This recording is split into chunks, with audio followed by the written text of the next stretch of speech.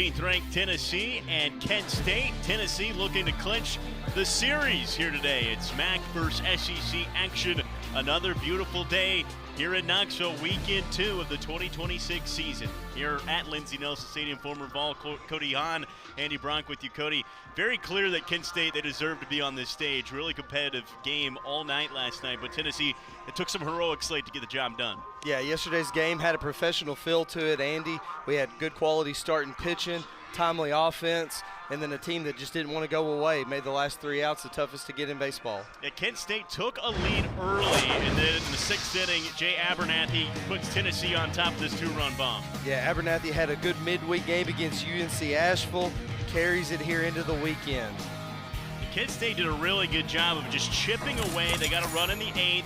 Mature at-bats all up and down the lineup. Small ball gets the job done to tie it up in the 9th. Yeah, this is a savvy lineup that knows how to produce, even if the bat's not quite going for them like it has in the past. Sawyer Solitaria ties things up, his 8th RBI this season.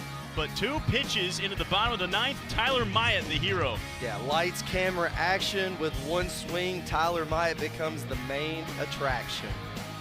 His 2nd home run of the season, JUCO transfer from Walter State, making immediate impact. His 2nd pitch hit home run of the season. He's in the lineup today. These are 2 really good offensive teams' numbers from weekend 1, off the charts, but a little bit more strategic, low scoring, good defense. Yeah, pitching's going to be ahead early on. You're going to see both of these offense heat up as the weather gets going, but 2 teams that really played good defense yesterday, just sound baseball. And Tennessee got a good start on Friday night from Tegan Coons. He'll turn the ball over. Saturday starter Landon Mack, transfer from Rutgers. Yeah, what you're going to see from Mack's a fastball between 95 97, cutter 85 87, changeup 77 to 79, and curveball 77 to 79. He was a 2nd-team freshman All-American last year, and he pitched for Team USA's collegiate baseball team in 2025. And he had 9 strikeouts in his Tennessee debut last week against Nichols. He'll face a Kent State lineup. Only 4 hits last night, Cody, but they got on base. Just a very experienced lineup top to bottom. And the lineup for Jeff Duncan and Kent State, pretty similar from game 1, only difference Max Humphrey in the 9th spot. Yeah, you look at Grady Mee, man, this guy gets the lineup started, led the MAC last year with 26 stolen bases. This guy's a true spark plug.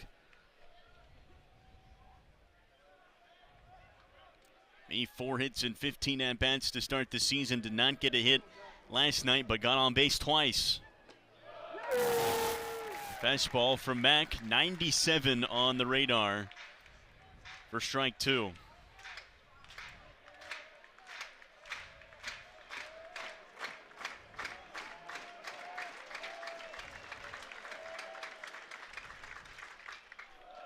And Mee fouls it away.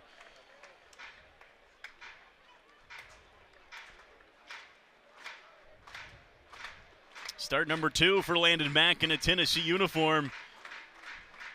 Last week against Nichols, 6 innings, 4 hits, 1 earned run, 1 walk, and the 9 strikeouts. Impressive number. That breaking ball just outside. Yeah, what you're going to see from Mack, you're going to get a very similar feel from Tennessee starter Chase Dolander a couple of years ago. Quality fastball up to 97, the ability to mix 3 different pitches for a strike. That's in there. Strike 3 called. First batter face, Mack has another K.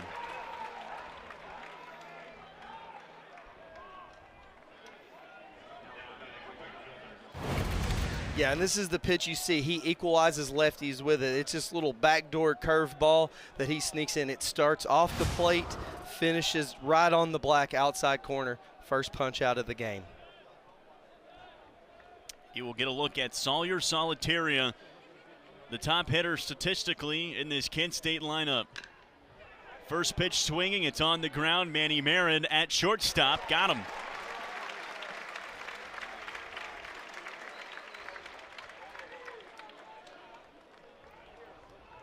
At middle infield for Tennessee, so dynamic, took away a few Kent State hits yesterday.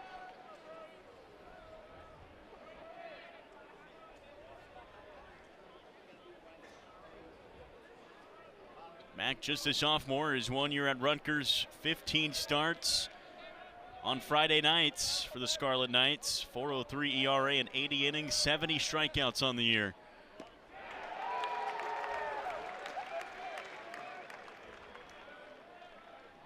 Brody Williams stands in, starting catcher for the Golden Flashes in the 3 spot. Great numbers last season. Yeah, true middle of the order guy for them. He is ranked the 30th best catcher in the country by D1 Baseball. Head man of Kent State, Jeff Duncan, says just the leader of the team, bridge from the coaching staff to the players. You can say that for a lot of these Golden Flashes guys that have been in the program for a while. At 0-2, swung on and missed. Efficient start for Landon Mack, a pair of punch-outs.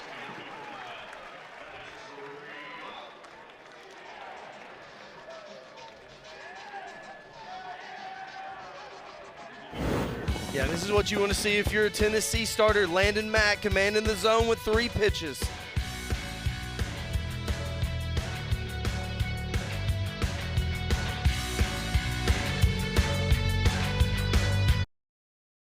The tall 6'4" righty who gets the ball for Kent State, transfer from Texas, Cody. Yeah, what you're going to see is a fastball that plays between 90-94, cutter 86-89, slider 80-82.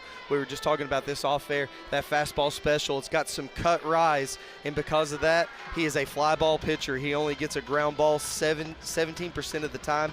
He is the number 2 ranked MAC prospect coming into the 2026 draft. Lefties hit 222, righties hit 250 against Easton Toomas. Had pretty good numbers as a freshman at Texas, did not pitch last season. He faces a Tennessee lineup that dazzled against the Nichols team last weekend, hit 355 as a team coming into last night. And Tyler Myatt, the hero walk-off winner, in the cleanup role today. Yeah, Myatt with a big swing last night showed off some incredible numbers at Walter State Community College. He was the NJCAA Player of the Year, and now he's slotted into that 4 spot. Had to think after a second pitch hit home run, maybe was going to force Josh Elander's hand and get him in the lineup. Yeah, if he didn't make it today, I don't know what else he needed to do. There'd be some questions being asked. Otherwise, pretty similar look from game 1 for Josh Elander and his crew, with Henry Ford at the top of this lineup for Tennessee.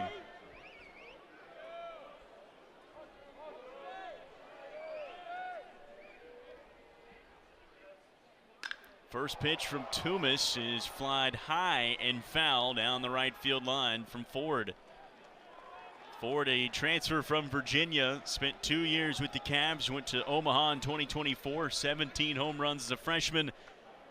Good numbers last year as well. Yeah, D1 Baseball has him as the number 30 overall player in this year's upcoming draft. Josh Elander and company working with a great freshman recruiting class and a fantastic portal class as well. And 2 fouls from Ford to start. Some would say Henry Ford, top portal hitter. A lot of his teammates were on the move after their head coach, Brian O'Connor, went to Mississippi State.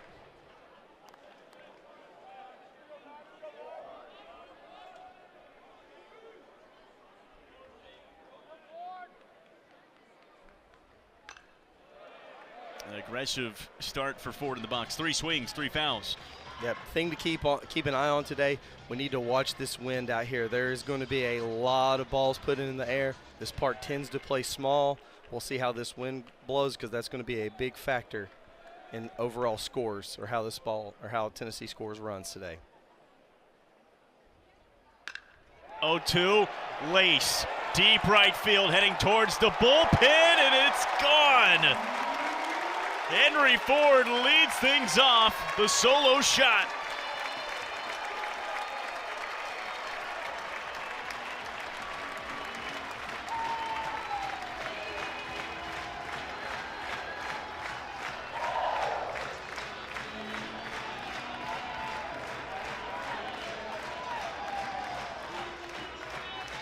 quiet night for Ford in game one. Wastes no time today. Yeah, you could see from first pitch on, he was on that fastball. That's a pitch that misses out over the plate with Toomas.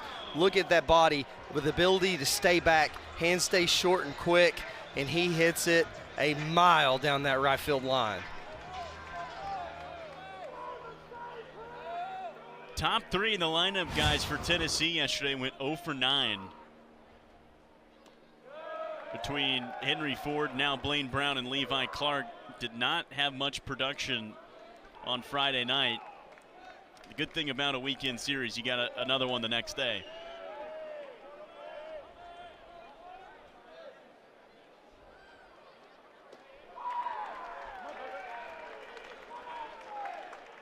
Blaine Brown in for the first time this Saturday. 6'5" sophomore, transfer from Rice. Has been really good to start the season.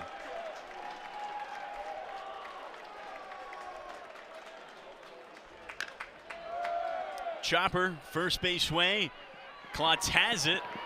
Race to the bag. Brown turned on the Jets there. Made it a little bit closer, but that's out number one. Yeah, good job by Toomas with Brown right there. You saw pitches started to move a little bit more down in the zone. That's that cut rise on the fastball we're talking about. Going to be tough to the lefties because it feels like it's moving up and into them, which sets up that cutter and slider to go down and away, or sorry, down and into them as well. Yeah, Toomas, the velo is not going to blow you away, but it's that movement you mentioned. First pitch into Levi Clark. That's a line drive into left field. Base hit.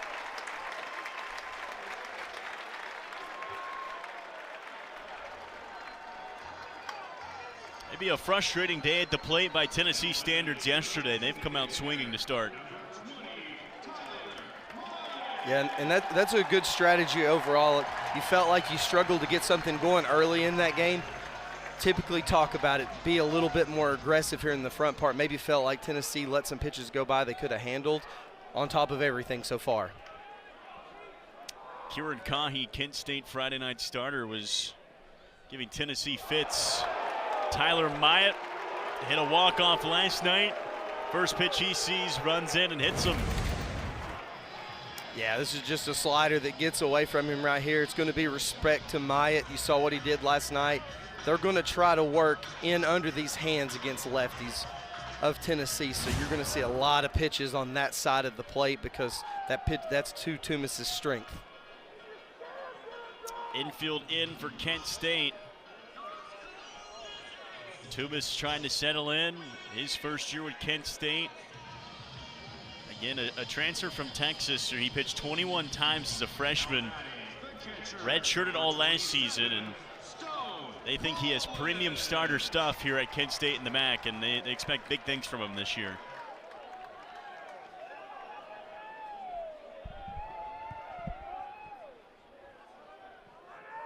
Stone Lawless in for Tennessee. First pitch in, fastball for strike one. Lawless, redshirt sophomore from Huntsville, Alabama. Base hit last night in game one. 4 hits on the year so far.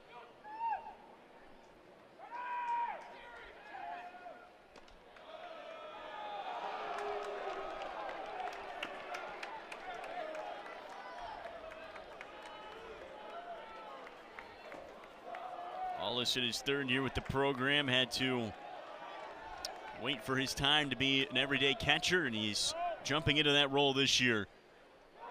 That ball's to the backstop. Both balls advance, 2 in scoring position.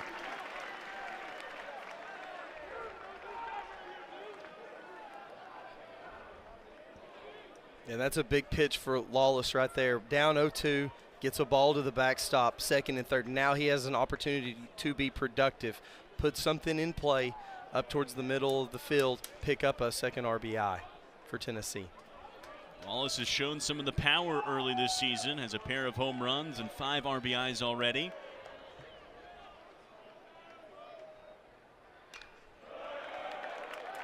Fouls away the fastball.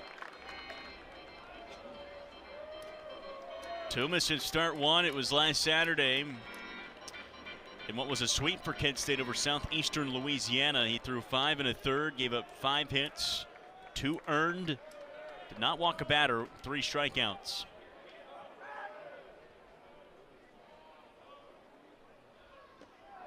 Lawless went digging for that fastball, got him. Big strikeout for Toomas.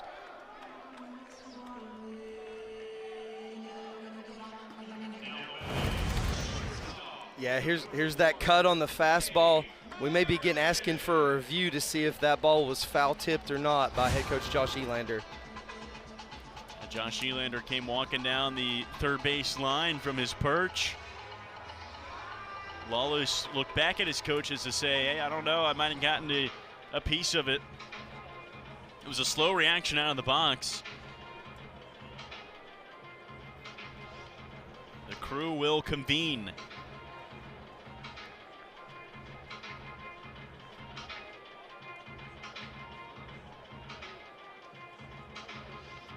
It does not appear that they will take a further look. Is home plate umpire Joseph Smith calling the balls and strikes today. Yeah, you can see cut fastball moving down.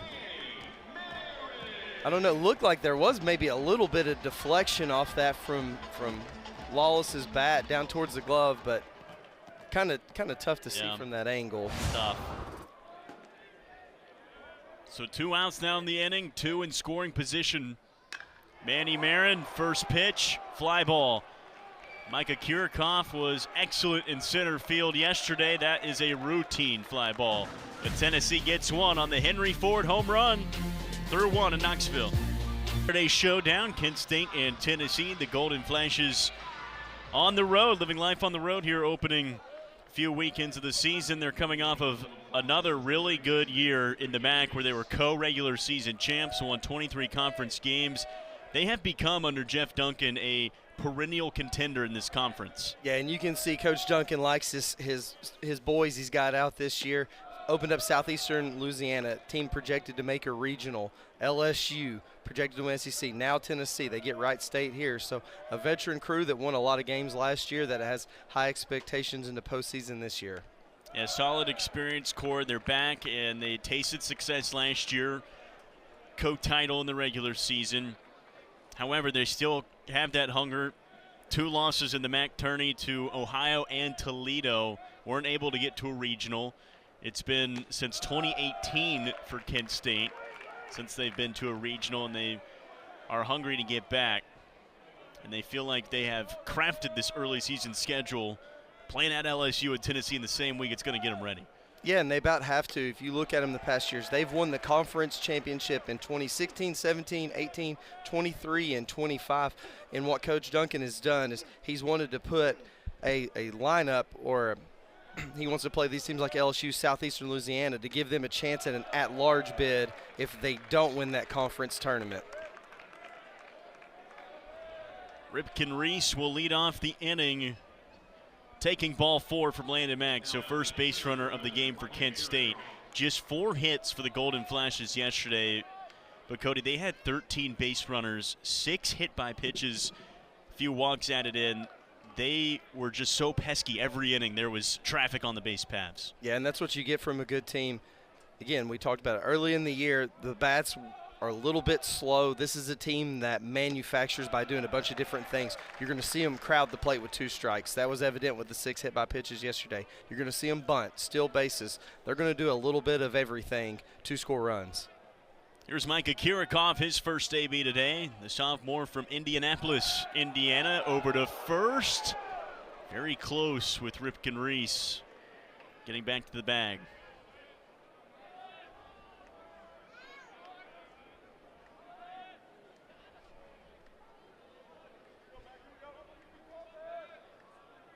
A 1 start here from Landon Mack. And Kirikoff, a foul tip. Kirikoff provided an incredible impact in game 1. Defensive ability, we saw speed coming around to score on a base hit from second, and then had a huge RBI base hit in the 8th.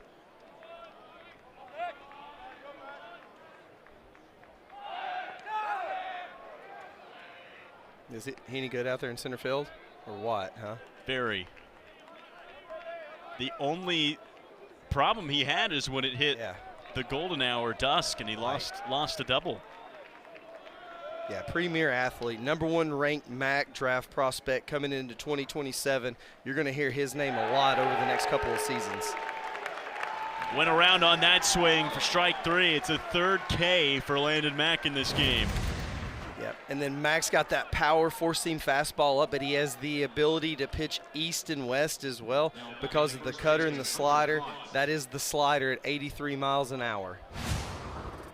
Yeah, he gets those Chase Dollander comps for a lot of reasons. What's the one that stands out to you in terms of that comparison? Yeah, it's just kind of how he projects a little bit. You look at the frame, like good athlete, power fastball, quality mix of pitches, and then the biggest thing that I've seen so far from him is just the composure on the mound. Like, just has the true feel of being like a premier talent. Guys know when he's on the mound, they got a pretty good chance of winning. Chase Dollander, 2022 SEC Pitcher of the Year, first rounder in 2023.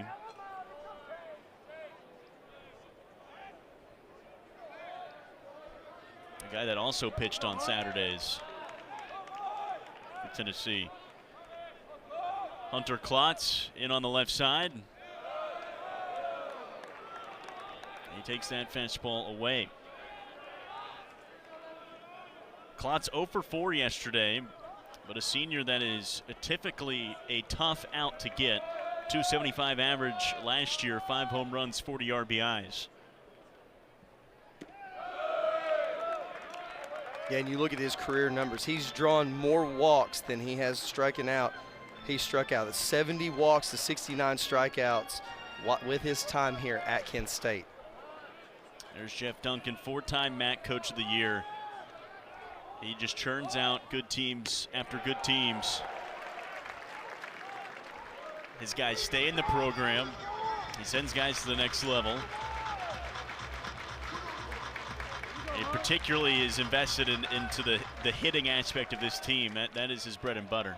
Yeah, great player in his own right. Played 9 years professionally, 2 years in the big leagues with the Mets. Played at Arizona State where he was a career 360 hitter in college. It's a guy that knows how to swing a bat. And his favorite topic when we talked to him was the maturity of his team when they get into the box. They crowd the zone, they command every single pitch. Big 3-2 coming up.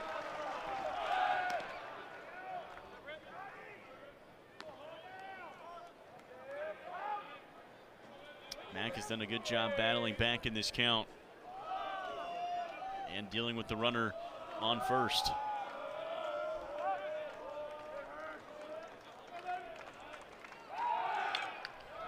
Found back.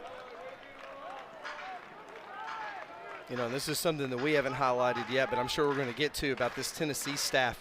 The biggest change that I've noticed from how they pitched last year to this year, I feel like Tennessee is attacking the inner half part of the plate way more than they have done in the past. A lot more fastballs, cutters, sliders that are running more in than away.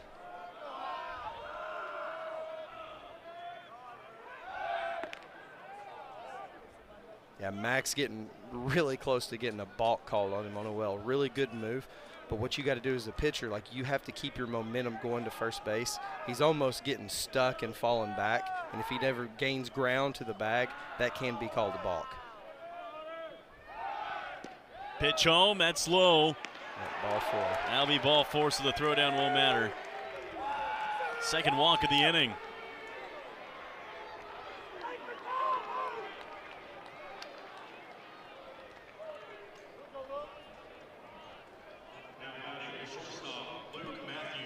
And that's what we expected. Both these teams are known for good walk rates as opposed to strikeouts, especially early season, and a pitcher still being built up. You're going to expect the strikeout numbers not going to be as high this week for Tennessee as they were last week. Yeah, it's amazing what this Kent State lineup does. I mean, they don't give up at bats. That's the best way you can describe it right now. They take their swings up in counts. When they get to 2 strikes, you see them. Like they're making a physical change in the box. They're taking away some of that inside part of the plate by crowding up on it. They're making Mack and Coons and these other guys uncomfortable.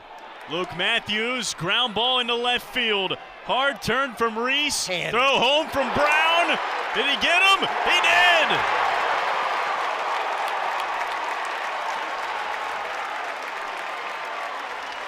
A dart from Blaine Brown. He DH'd yesterday. They put him out in left. Early impact. Reese says he wants to take a look at it. If you guys want to see what an 80 grade arm looks like on a scouting report, this is it. Blaine Brown, a guy that's been up to 99 miles an hour on the pitcher's mound, absolutely uncorks one into home. Now It's a did good Lawless slide. get the tag on him. It's a great slide.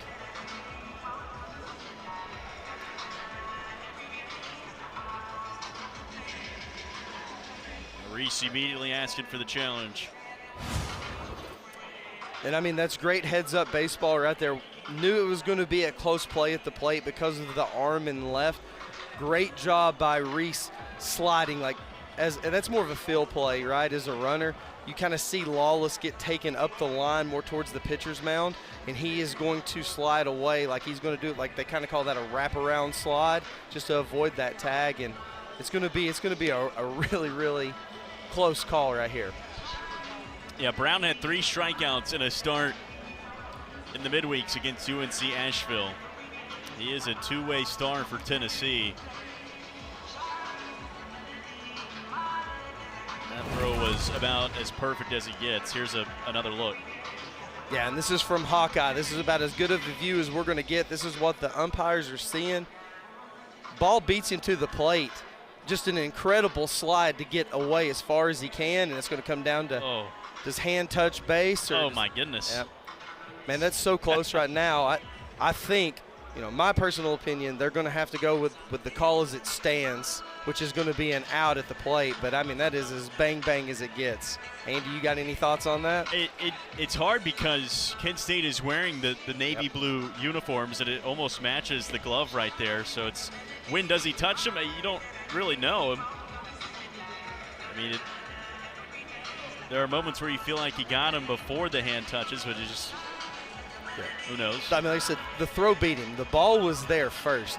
Great job by Ripken getting out, getting himself expanded around the tag. I think it just barely got him.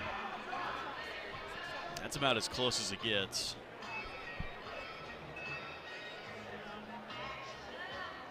Luke Matthews, another really good timely hit. He had the RBI that gave Kent State the lead in the 4th yesterday.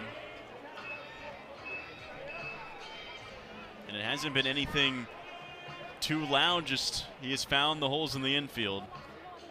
Ripken Reese, that's going to wear me out all weekend because you think of Ripken, last name, and his is in the front. He's already got me a couple of times today. He's hoping for good news here. It would tie this game early. Great response for Kent State in this inning. They went down 1-2-3 to Landon Mack. Now they've had 3 guys get on of their first 4 of this inning.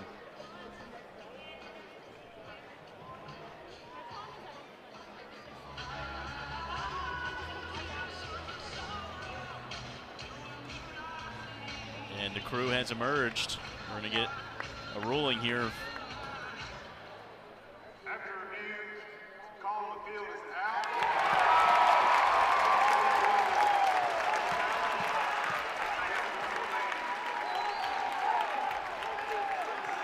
And the call will stand. Blaine Brown, precision left field.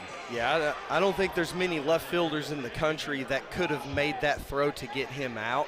But you're looking at, like I said, an 80 grade arm. That's premier talent in left field with the bat, and he's starting to show it a little bit defensively.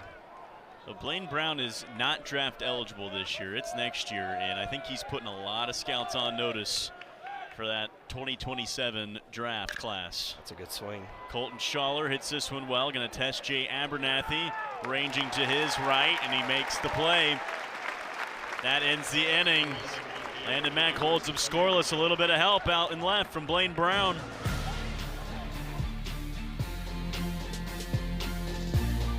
Early in this one, but already a couple of key moments to circle. Tennessee's been really good defensively to start this 2026 season. And an outfield assist from Blaine Brown, whose tools are just off the charts to start the year. Yeah, and you see that arm from the mound. He's got a plus 7 foot extension, which is incredible. I mean, almost unheard of, even in a big league level. And that's why he gets unbelievable carry backspin on that.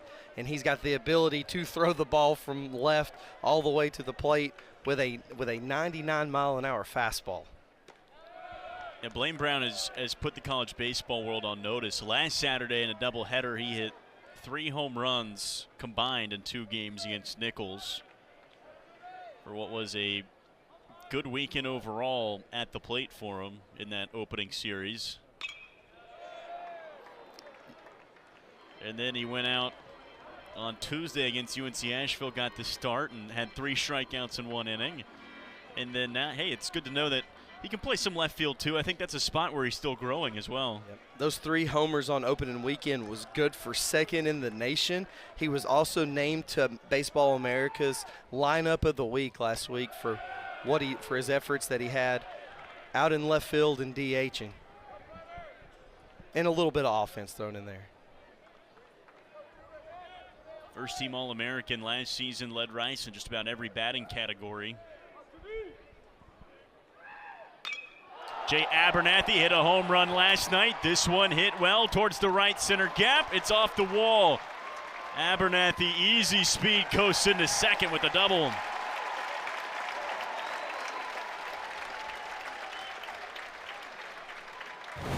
Yeah, you're starting to see Abernathy blossom here early on. We know about the speed. The power is starting to show up in this bat.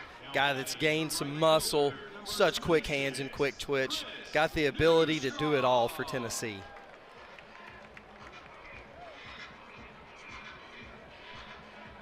His home run last night, the 2nd of his Tennessee career.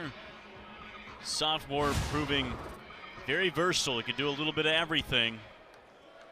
And obviously a threat to score from second on a base hit.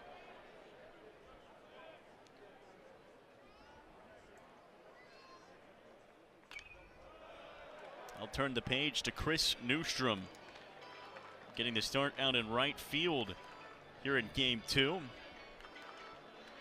Newstrom went 1 for 3 in game 1 yesterday, sophomore from Arizona.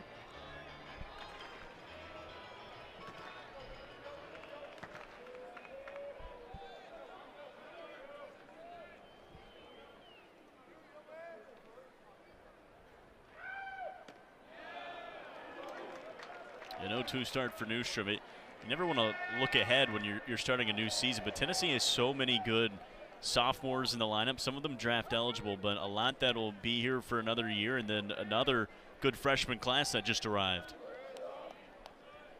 That group of freshmen and sophomores, as you talked about, back-to-back #1 signing classes for Tennessee. Newstrom, a ground down to Luke Matthews at shortstop. It does advance Abernathy 90 feet away. And you're seeing this youth movement in the Tennessee lineup. This is something that we highlighted in the past, too. I think this is what the coaching staff wants to do. They want to get those young guys in here that have unbelievable talent, develop them, learn how to work counts in the zone, and then they're using that transfer portal to kind of build that staff, because you can go look at the metrics. You can make your Friday, Saturday, Sunday guys, bullpen guys, because you know what it looks like numbers-wise from that standpoint. You can't really do that from a hitter. 9-hole hitter Ariel Antigua is in. The infield is playing shallow with Abernathy at third with 1 out.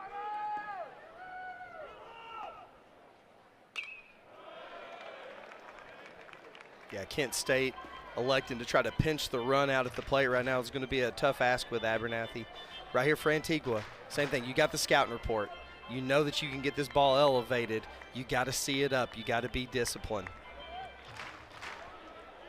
Second start in the series for Antigua. He went 0 for 2 yesterday, drew a walk. It was his spot in which Tyler Myatt came in for the walk-off home run in the 9th yesterday.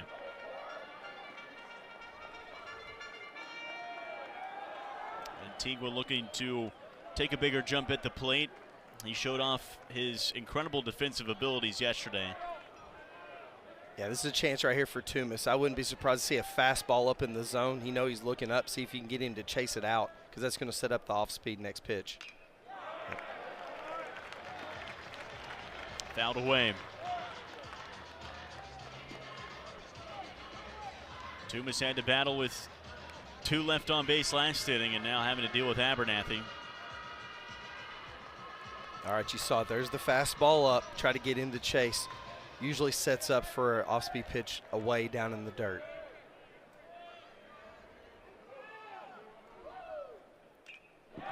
Antigua in protection mode there.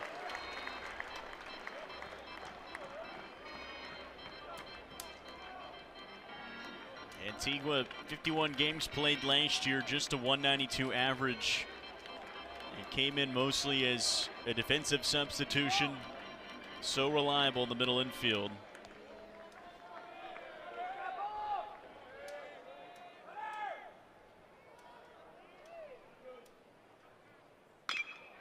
Chopper on the ground. Matthews has it on the hop. And now they've got Abernathy in a rundown. He's got a lot of speed. How does he approach it? And tagged by Reese down the line.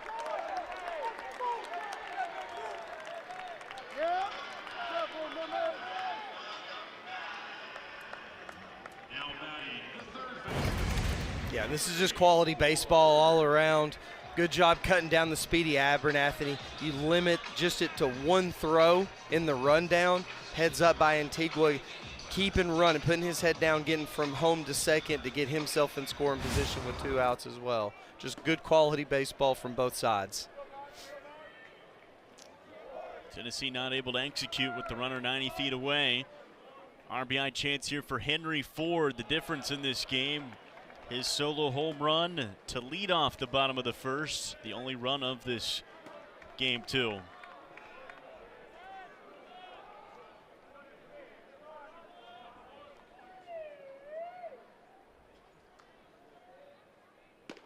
An 0-2 start, swings through that fastball. He is at the top of the list of several impact transfers that Tennessee is going to rely on a lot this year.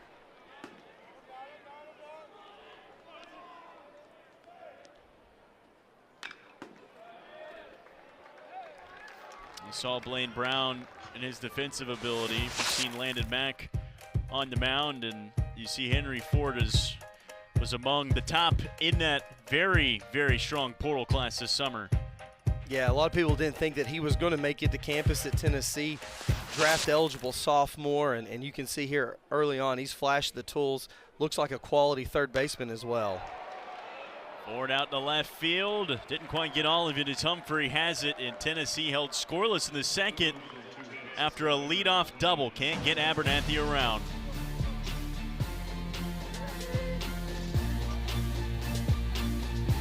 We've played 2 innings here at Lindsey Nelson Stadium here on a Saturday. We've had instant action in just about every single one of them so far. Tennessee by a run. Both teams have certainly threatened. Weekend 2 of the 2026 season. As Tennessee starting the Josh Elander era strong, 5-0 start. The head man in his first year as the head man of the Tennessee program, but obviously he spent a lot of time in this program. This is 9th year. Yeah, recruiting coordinator, associate head coach at Tennessee. 6 of his 8 seasons at Tennessee so far has been in the postseason. What he's done incredibly well, recruiting. All 8 of his recruiting classes has been top 15 nationally. They've never had a class below that. And then his offense has been a model of consistency in arguably the toughest conference in the land. He's gotten 27 hitters to the MLB draft, 17 in the top 5 rounds. The home run numbers for Tennessee the last 4 years have been all over 100 plus, which is pretty unheard of. Yeah, it's amazing. Since 2021, Tennessee has 705 homers. That is 126 more than second place Florida at 579. And Tennessee could hit 0 this year and might not get past, which won't happen. Hasn't happened. Yeah, they're well on their way right now. They've, like, was it 4 of the last 5 years, they've averaged roughly 2 homers a game, and they're on that clip right now.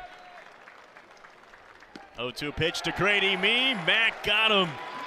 He's fired up. That's back-to-back Ks this inning. Yeah, this is huge for Tennessee. You want to stop that turnover here, 9-1 with Humphreys and Mee, 2 guys that can really run, because you want to face this guy coming up to the plate with nobody on as much as you possibly can.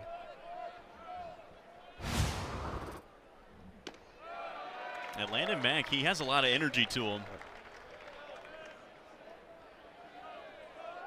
He's fun to watch, that's for sure. Solitaria on the ground. Marin can't grab it. It's a 2-out base hit.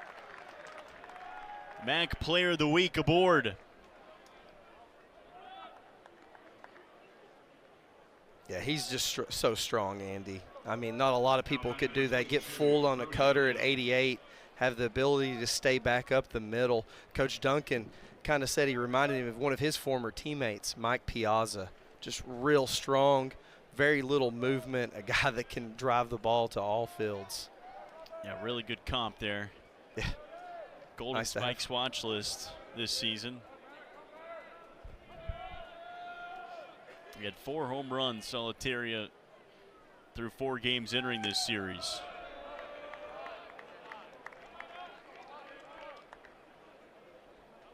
Here's Brody Williams. Strikeout for him back in the first inning. Hasn't gotten off to the offensive start he might have hoped to begin this season average-wise, but the power numbers are there.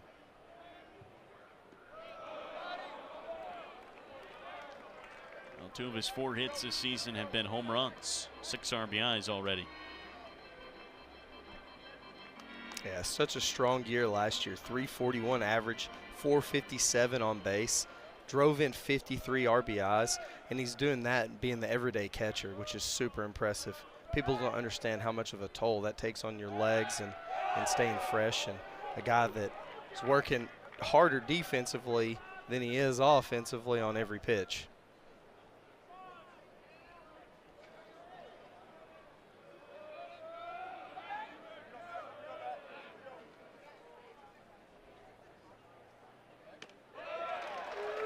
Fastball from Mack, swung through.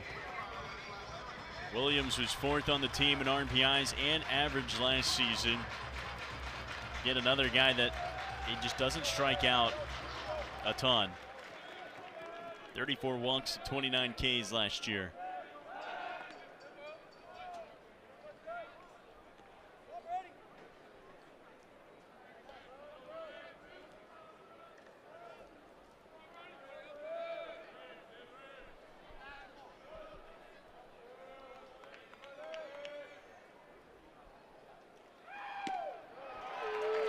That's right down the middle.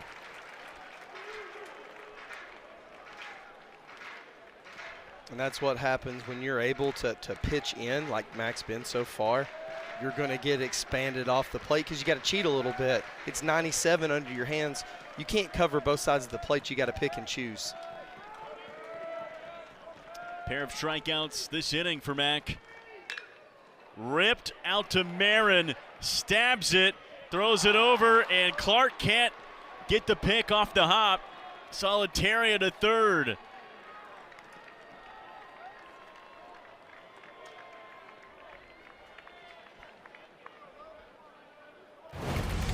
Yeah, good swing right here. Good stab by Marin. Clark gets out there. This is something, new to playing first base. What he did, he got out there and got extended a little bit early. This is stuff that, we worked on every day in spring training. You want to have some rhythm to play in first base. As you go to catch that ball on the hop, your lead foot kind of hits the ground. So you kind of do that all in once. It's a step and a catch in the same action. He just got out there a little early, and when that happens, the hop plays you instead of playing the hop, and then it can kind of get away from you. That's going to be an error for Tennessee. They're just going to go on Manny Merritt on the throw.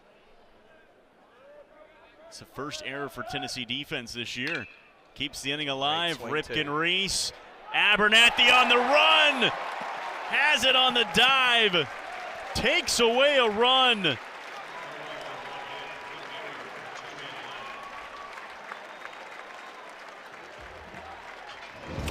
Yeah, two of the best center fielders in the country. Jay Abernathy making his name out there in center.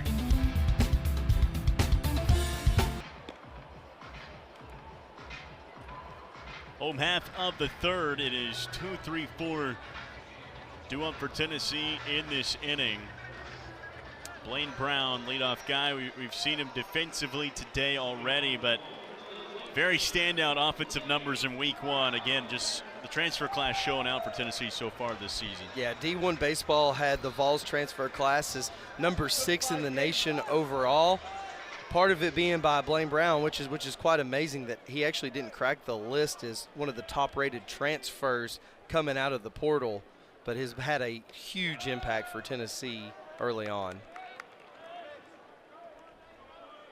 It'll be interesting to see how Josh Elander and pitching coach Josh Reynolds decide to use him in this bullpen rotation. He got the start in the midweeks, but likely could see him this weekend on the mound some. Foul down the line.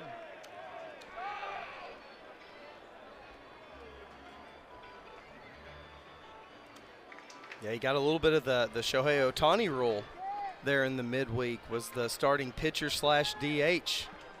Struck out the side to lead off and then moved into the DH role from there on. And you're going to see a lot more of that, I think, in college baseball. You have to. You saw it with Paul Skeens at Air Force. He didn't do it at LSU. And then Jack Caglione at Florida is probably one of the better ones in a long time. He was all right. But with the roster sizes being down and the roster's changing, and I like this rule. I'm a fan of it, right? Because I think it adds a little bit more of a thought process in for these coaches and how to manage their day-to-day, not only practices, but in the game. Because you can't go out there and, oh, you got 20 guys available now. You're going to have to make some really tough decisions on a guy like this, a premier bat that could also be a really good arm, but you can't take one away from the other.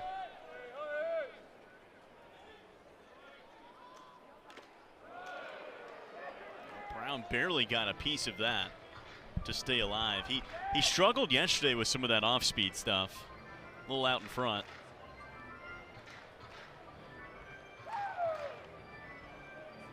The thing you have to keep in mind with him is obviously you want that bat first, so how do you adjust, getting reps on the mound and not ruining what you're doing on an offensive standpoint. Brown hit well. At center field, Kirikov a couple of steps back, and he's got it for the first out. Yeah, and to answer your question, though, about that, how do you manage those reps? It's hard to do. That's why you don't see it a whole lot. Usually when you get to college, you usually go, pitcher only, or you go to the hitting side of it just because it's difficult to get it day in and day out. People don't realize that, but like these games that they play, this is just a short part of their season. Over 90% of the time is what they do in the off season and at practice and stuff. So you have to put your best foot forward, and then that's what the coach does. He makes the decision of where you're going to help this team most to win, and it's very difficult to do that on both sides. I'd say that's part of the joys of these early weekends, right? You get to sort of mess with those puzzle pieces. Levi Clark on the ground. Ripken Reese across the diamond. It took Klotz off the bag, but he got the tag on.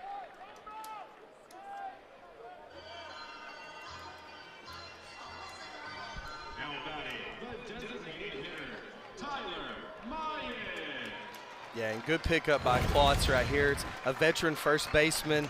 Reese got a little bit of a tweener hop. Klotz came off the bag, made the tag. Really good job by a veteran first baseman. And that job's gotten a little bit tougher over there too with now that green bag, because that gives that runner a little bit more freedom to get out and away from you.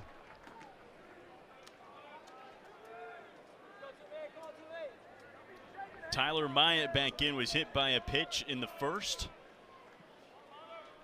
In the cleanup role today. He just has a massive swing. The numbers last year at Walter State were unreal. 31 home runs, 110 RBIs, near 500 average. 110 RBIs in what, 60 games, 60-something games? They win the World Series, so maybe a little bit more than that. But still, I mean, just truly incredible. I mean, an absolute unit in the middle of the lineup for Walter State. He comes here at Tennessee as the number 14 overall junior college baseball prospect in the 2025 draft. As we mentioned before, NJCAA Player of the Year. Just a guy that can flat out hit.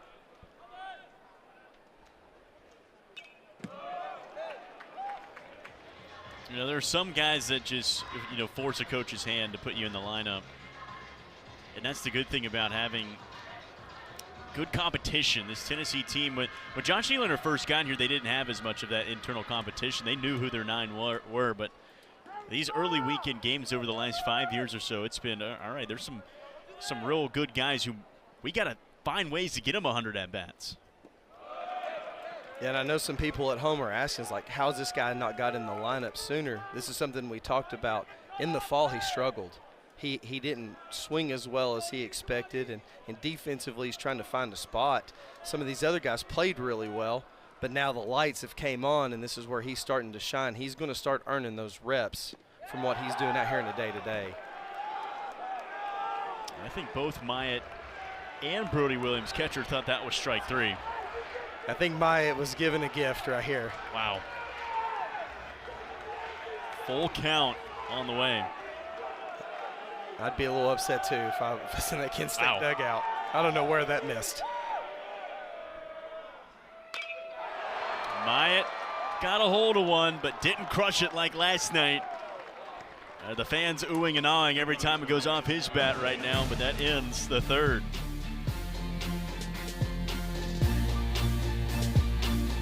Here today. Yeah, he just has such a good mix. The fastball's been up to 97. The cutter's 88, 89, and then that curveball's 82 to 83. He's got that 10 to 15 mile an hour gap. Ability to pitch east and west as well as north and south. He's got 5 strikeouts through 3 innings, which almost feels like 10 strikeouts with how disciplined and tough these Kent State batters are in the lineup.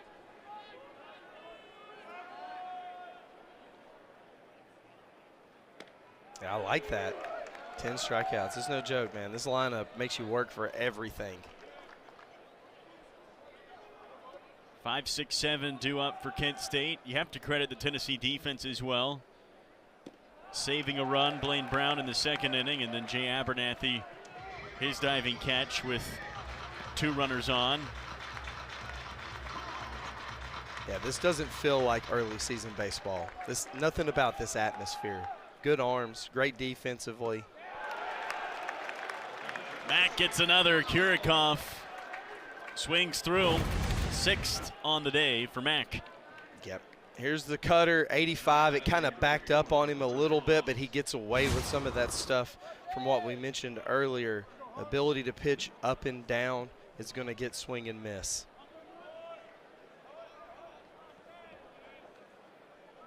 Mack led Rutgers in every pitching category as a freshman. Was a freshman All-American. Has 2 years of eligibility left.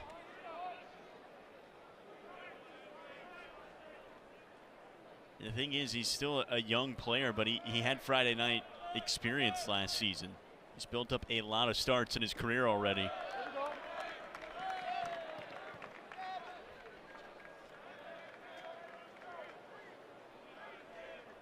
Good summer experience as well. USA Baseball's college national team over the summer.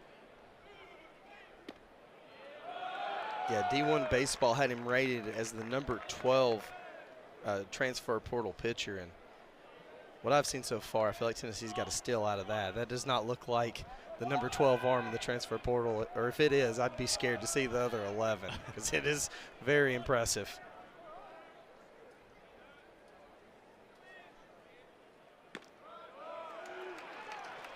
3-0 pitch is sharp. Hunter Klotz has not swung at a pitch outside the zone today. He may not have swung at a pitch outside of the zone in like 3 years. He walked in the second inning.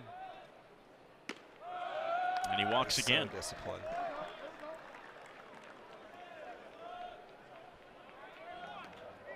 He is 2 of the 3 walks from Landon Mack. He has more career walks than strikeouts. You know, when you get like back in the day when you played Tiger Woods, like golf, you could see the line when he putts. I feel like Klotz kind of has that with the strike zone.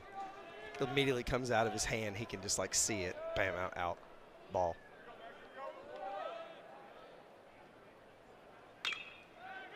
Slow roller, Henry Ford having to charge. No play at second for a chance at 2, but a good execution at first.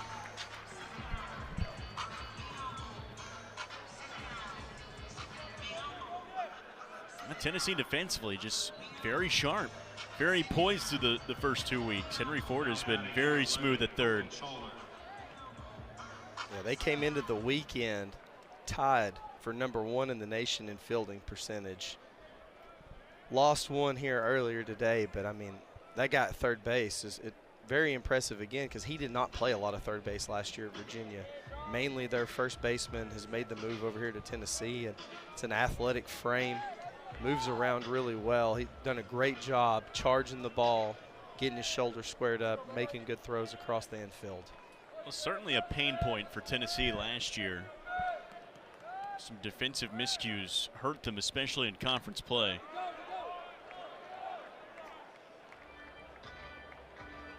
And I think that's going to come down to it's just a change in the coaching philosophy, right? I think last year Tennessee was willing to give up a little bit of defense to get a little bit more offense, and right now they've put an emphasis on the defensive side of it. They got good pitching. It makes sense. Like, it ain't like these guys are slackers too in the box. Antigua easy first. Booyah, that ends the top of the 4th. Landon Mack and crew rolling.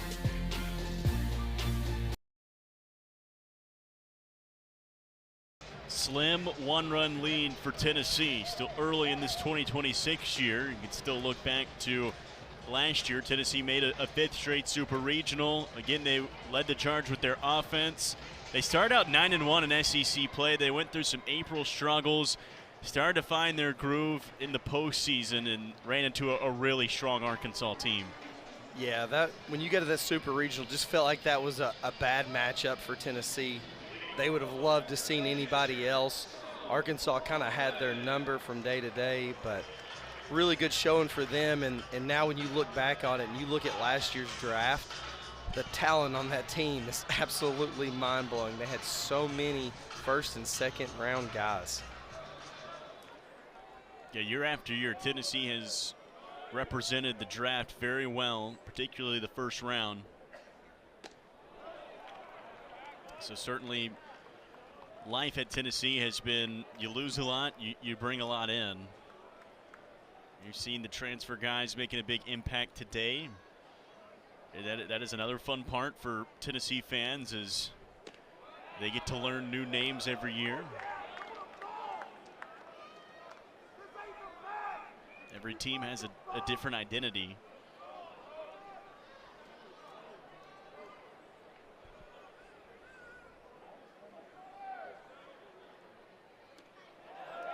And the other unique part about this year is they got a new head coach at the helm with Josh Elander, so you assume there'll be some differences as well just overall in this team.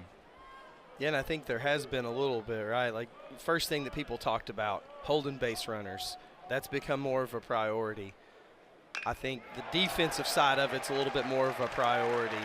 They've started to pitch a little bit more inside, so there is some nuances that are showing up with the new coach. Stone Lawless leads off the bottom of the 4th with a single. Back-to-back days with a base hit for him. And he's done a good job as the everyday catcher so far.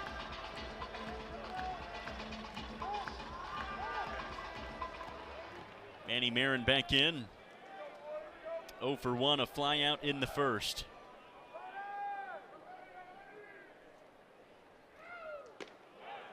Marin was a quite welcomed addition back to the lineup yesterday. He missed 3 games, was dealing with a hand injury, was hit a week before opening day. He started on opening day and got a base hit, and then didn't feel good after that, had some swelling, had to sit out for the rest of that Nichols series.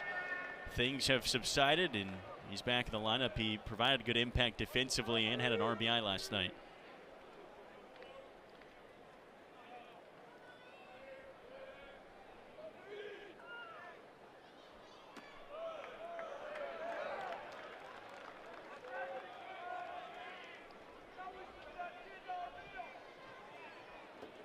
You're always going to choose caution this time of year when you're dealing with something, especially when it's day to day. And Tennessee's still waiting on a couple of impact bats and a big-time arm in the pen, too. So got junior catcher Garrett Wright. He suffered a hand injury earlier in the year. He's expected back sometime around the start of SEC play. And then Blake Grimmer is a guy that we thought was going to be the everyday left fielder coming in. He's been dealing with a lower back issue. And then Brandon Arvidsson, he's on everybody's watch list coming out of the pen, waiting to see him, and that could be any day now as well. So 3 impact players. Tennessee can't wait to get back. Off balance swing from Manny Marin as Easton Toomas gets the strikeout. That'll welcome up Jay Abernathy, already a double in this one. He has seen the ball well in this series, hit his first home run of the season. It was a big 2-run shot last night. Yeah, well is a little bit of an understatement right there. A guy that can really handle the bat. He loves it down and in. That's where he gets his elevation at on the ball. A welcome sight for Tennessee because this guy could also be a top of the lineup, top speed, but he has run producer strength in that bat. His versatility almost played against him last season. He was so unique that Tony Vitello and staff like to save him for certain scenarios. As a pinch runner, as a guy maybe late in the game that could just be a tough at-bat, defensive substitute. He was no day was the same for him at the ballpark.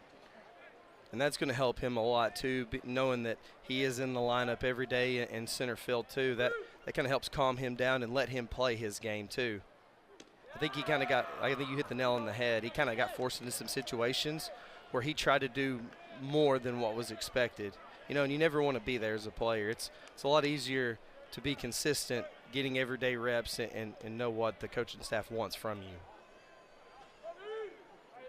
Did get starts in 14 SEC games last year as a freshman and is the highest returning batting average of qualified guys in SEC play. So he has some experience now. He has good plate discipline. He had more walks than strikeouts as a freshman, which is impressive.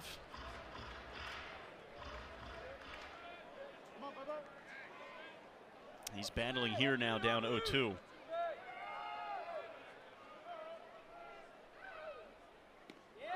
Breaking ball got him as Toomas back-to-back punch-outs. Toomas starting to settle in a little bit. We talked about it. He's been attacking these lefties in. There's that little slider on the outside part of the plate, and it's so tough to shift your eyes from one side to the other. Gets a big swing and miss from Abernathy. He's gotten his second and third strikeouts here in this inning. Ran into some trouble in the first. He gave up the leadoff home run to Henry Ford. Tennessee ended up leaving 2 stranded in scoring position that opening frame. Since then, just 2 hits and 3 base runners. Yeah, he's just such a unique look. Like, you look at his numbers in the past.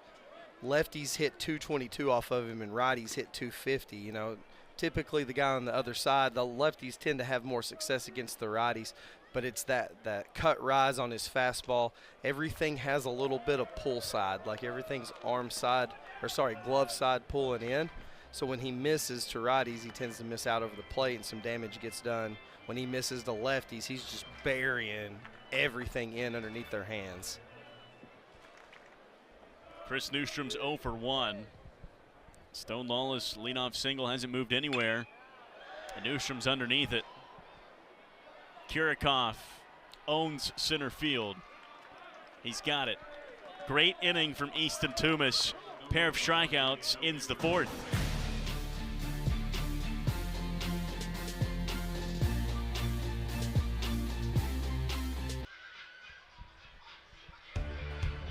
New look Lindsey Nelson this season. The outside exterior, a little more grand of an entrance. Renovations all throughout.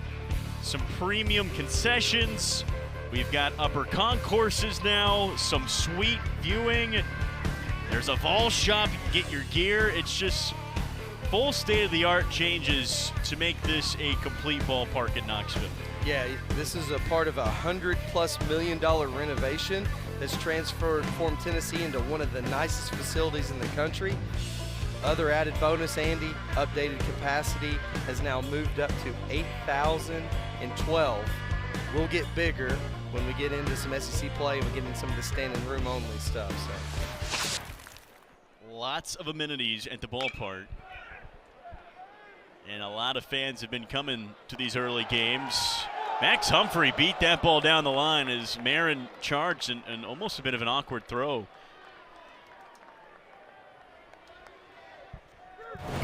Yeah, I think he kind of got in between on a bounce and tried to go a little bit more of a backhand to keep his momentum going to first. But like I said, there's a lot of speed in this lineup for Kent State.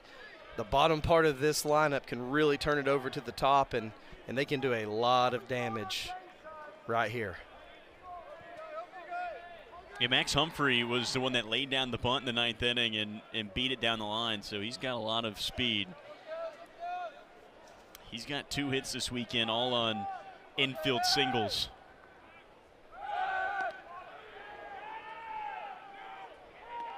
Kent State is a very aggressive base-stealing team typically. Jeff Duncan says he really doesn't utilize it early in the season, though, especially against some of these top-tier teams they're playing like Tennessee, LSU. It's really for MAC conference player they take advantage. There goes Humphrey that time. Awesome. Lawless caught off guard. Yeah. I mean, that's a very savvy play right here. That's old school baseball, a little delayed steal. When you get a lefty in the box, it kind of blocks the catcher's viewpoint. You kind of do a couple little shuffles out, let the ball get to the plate, and then take off. Caught everybody off guard. Jeff Duncan says that they work on base running, base stealing every single day. And a lot of teams do not operate that way. Yeah, and it shows up for them. Last year, Kent State was top 20 in the country in stolen bases. And then you sit there and you run like that, it's going to lead to other things. They were 4th in the country with 9.5 runs per game. They were 6th in the country in on-base percentage, 129 steals. And even if you don't steal a base, you get a guy on to lead off an inning, you're going to be thinking about it if you're a pitcher. It's uncomfortable. Yep. And that's what you got to do with guys like Landon Mack. You got this power fastball, can run up to 97, get strikeouts when he needs it. You got to force him into some situations to where he can't use everything as it goes. And you hear this a lot on the big league level every day. When you see premier arms like this, you've got to like single them to death. You've got to shorten up your approach. You got to think about staying on top of the baseball, put pressure on him by getting runners on, and Kent State's one of the best in the country at doing that. Well, Grady Mead can get the bunt down, but that is going to be so frustrating for opponents against Kent State all year. Get a leadoff guy on, steal, bunt over. Yeah, if you looked at an SEC team that has a very Kentucky-like feel, really good athletes, will do a lot of things to you offensively and put a lot of pressure on by being aggressive on the base paths. Me certainly went around that time. That is strike 3, a strikeout for Landon Mack, number 7.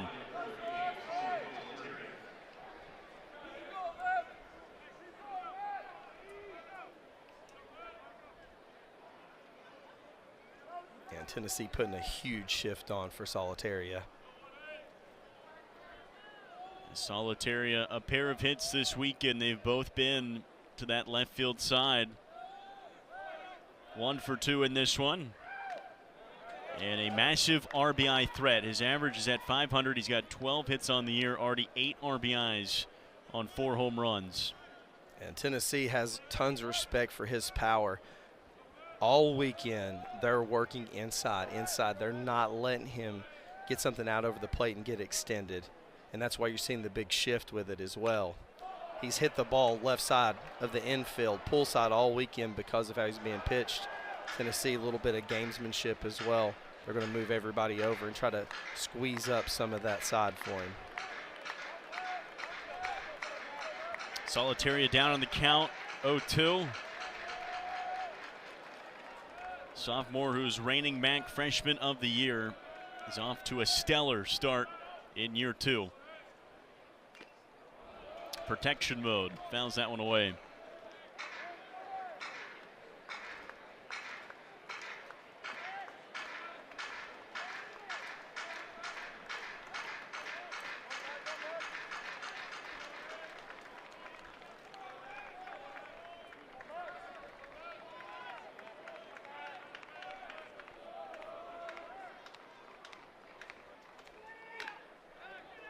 Weak ground ball. Henry Ford going to be a tough play. He holds on to it.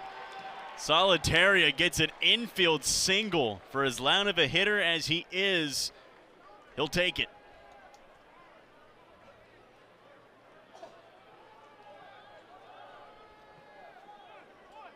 Yeah, well executed pitch by Mac right there. Honestly, the ball couldn't have been tossed out in a better spot. Heads up play by Ford just to eat it. You still got 1 out, 1st and 3rd. You throw that ball away, run has a chance to score. Double play still intact, and you can get out of here. Heads up play from the guy at third base. A pair of infield singles this inning for Kent State. Now Williams was showing bunt there. It just personifies this Golden Flashes team. They can hit for power. They have good power numbers, but they can generate offense in so many ways. And that's what I love about this offense right now, too, is like they can play a multitude of games. They know they're facing a good arm. They know runs coming at a premium, and they're going to try to get it different ways. You saw that the first pitch right there. He kind of set up for a safety squeeze. Infield's back. He's going to lay a bunt down. Guy at third base is going to wait to see it get on the ground, and then he's going to take off if he does it. Gets himself in a 1-1 count, and looks like they may let him swing away. Williams is 0 for 2 today.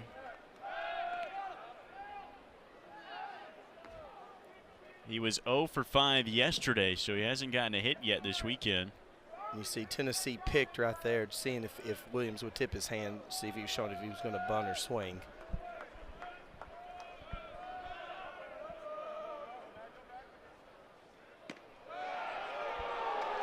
Fastball just off for ball 2.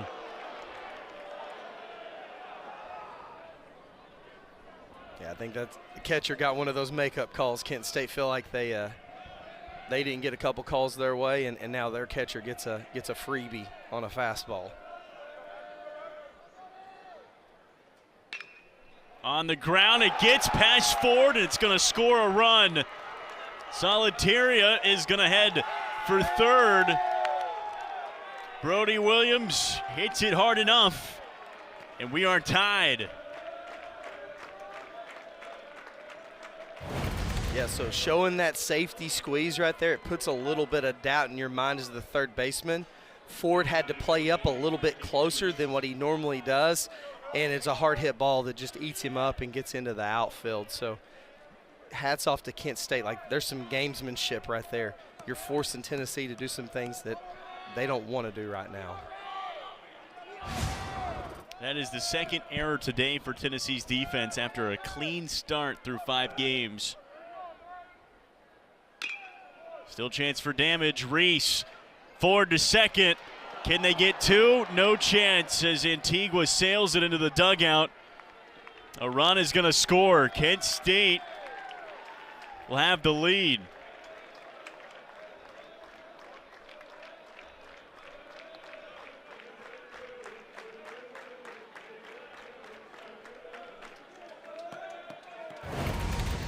good job by Ford to cut down the lead runner. Really no chance to turn a double play on that one at all.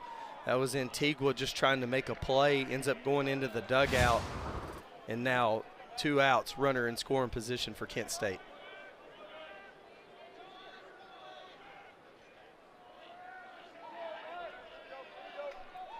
Two runs in the inning for Kent State. It has just been an inning of small ball, really. No loud extra base hit, no home run over the wall, but 2 infield singles, some strategy, and then just putting the ball in play. Kirikoff laces one towards Brown, gets down on the knee and makes the catch. That's the 3rd out. Golden Flashes finally strike, and they've taken a lead here in the 5th. Tennessee has just 1 run today, and it came on their first plate appearance from Henry Ford. Yeah, he took a few good swings early off, fouled him out, finally got a pitch out over the plate, exited 101 miles an hour, 336 feet for Tennessee's lone run of the day. He is on deck this inning. It'll be 9-1-2. We'll see Henry Ford and Blaine Brown after Ariel Antigua. And it has been, another slow start for Tennessee's offense. They didn't find their first runs of the ball game last night until the 6th inning. Have to credit the 2 starters in Kieran Kahi and Easton Toomas. They have been difficult. Yeah, I mean it's a staff that is really good. I don't think they're getting enough credit for what they have. They have experience in all the right places. They add an arm like Toomas right here, who's a premier talent, a guy that we talked about. He's the number 2 overall prospect in the MAC for this year's draft class.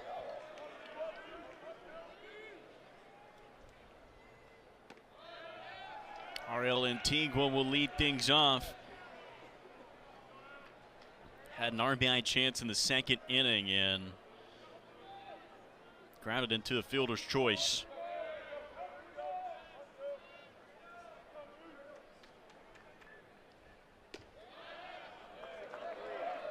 One start.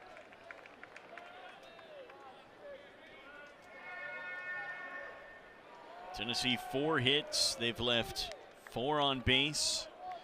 The 1 run is the home run.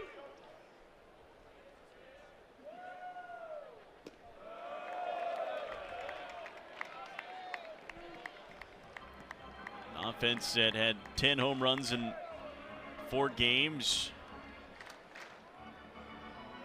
Really in their groove after week 1 against Nichols, but you knew that this was going to be a much bigger challenge for this Tennessee team this weekend. Antigua in the air. Can he get out of play? Yes. This is a challenge that Tennessee needed early on. D1 baseball has Tennessee projected to finish 7th in the SEC, and if you read their report, they say it's a very talented roster that has College World Series upside. What's a potential holdback? It's the most inexperienced roster Tennessee has had in a while, and they're led by a completely new staff. So they want to get in here and get games like this early on. It's going to prepare them for their SEC, and like I said, the upside is there, the potential is there. They just need to get more games under their belt and find their rhythm. Antigua is aboard, hit by the pitch. Toomas allows a base runner to flip things to the top of the lineup. And if you're Tennessee, you have to try to respond after now down for the first time in this 2nd game of the series. Yeah, and it's a great start for you right there. Antigua just flipped it over. He's on first base now, and you're up to this top part of the lineup. Like these first 5 guys for Tennessee, they have potential to hit 10, 15, 20 plus home runs as an individual group or a unit. So a couple guys that can get a ball out of the yard in a hurry and give Tennessee a lead. Henry Ford hit his 3rd home run of the season in inning number 1 today.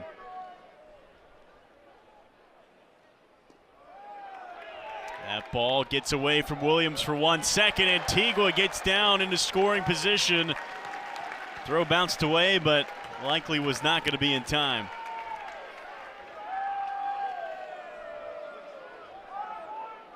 Yeah, just heads up base running right here. Great dirt ball read. Antigua saw that angle of that ball going down.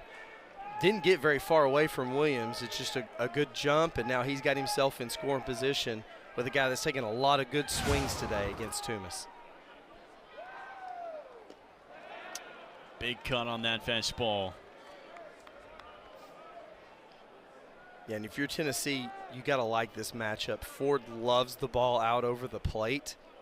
Toomas has a little bit of trouble throwing anything under the hands to a righty.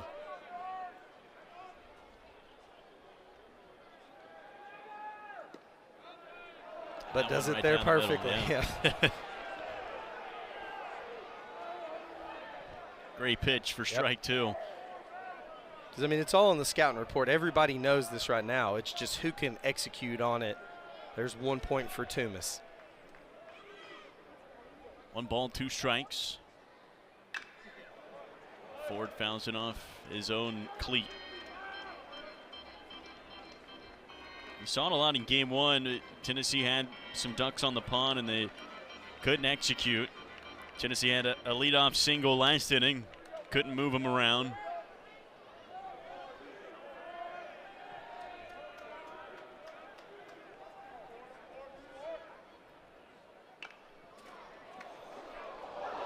That ball hit into the Tennessee dugout. Looks like he had a guy topple over. Everyone's good. A couple of the laughs.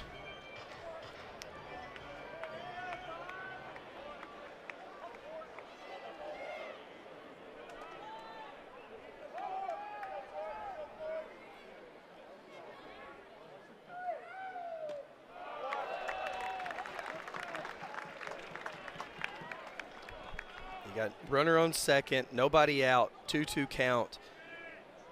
Ford right now got to be thinking middle away. And Kent State's kind of giving him that side between first and second. You got me holding the guy there. There's a big gap right there to shoot a ball through. Ford did go opposite way for his home run. He's had 3 home runs and they've been to all 3 directions of the ballpark. First one went dead center over the batter's eye. He hit one a million miles in the air to the porches and then into the right field bullpen today. Ford underneath it. It will stay in the ballpark. Kirikoff. Antigua's going to tag. Kirikoff launches one right to Reese, but not in time. Tying run 90 feet away now. Yeah, this is awesome if we can get a replay on that. Ball was hit up in the air by Ford. You saw Antigua. As soon as he saw it up, he looks to third base coach Josh Elander. Elander gives him a nod and a point to third.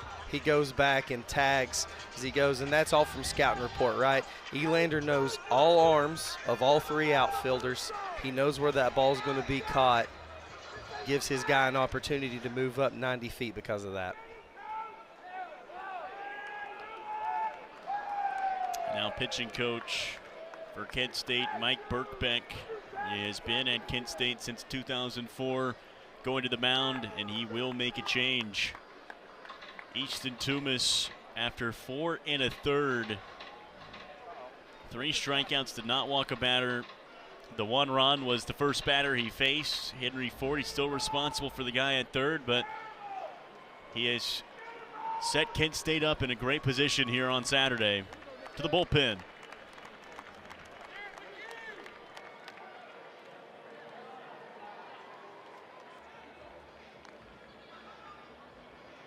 But Cody, he did a great job in start number 2 this season, putting Kent State in a position to hold a lead right now. Yeah, amazing. Held Tennessee 4 for 17. That's a .235 average. Tennessee was 0 for 9 with runners on against him, 0 for 6 with runners in scoring position.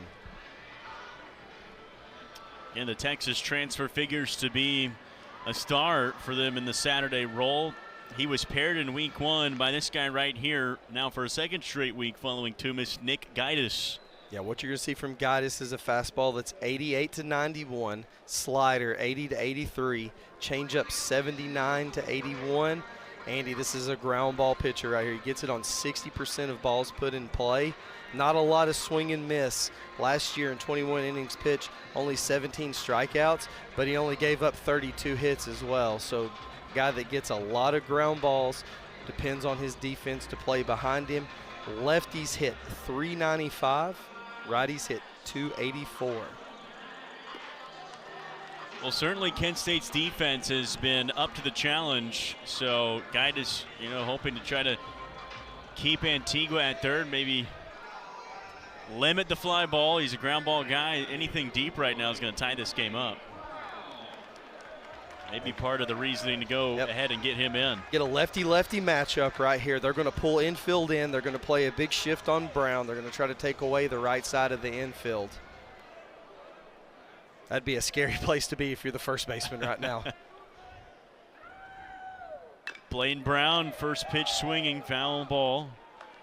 Brown is 0 for 2 today. He's 0 for 3 yesterday. Hasn't found that first hit of the weekend.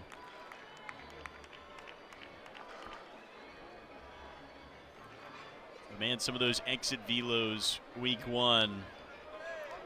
That is why you would be scared if you're shallow infield right now. A couple homers over 110 miles an hour, and then the launch angle on him, Andy, we talked about it. I mean, he had I think one was 17 degrees launch angle, the other's 19 degrees. You put that in perspective. I mean, that's like a 2-iron or a 3-iron if you're a golf fan. There's not a lot of, the ball's not getting up. It's more of a line drive home run.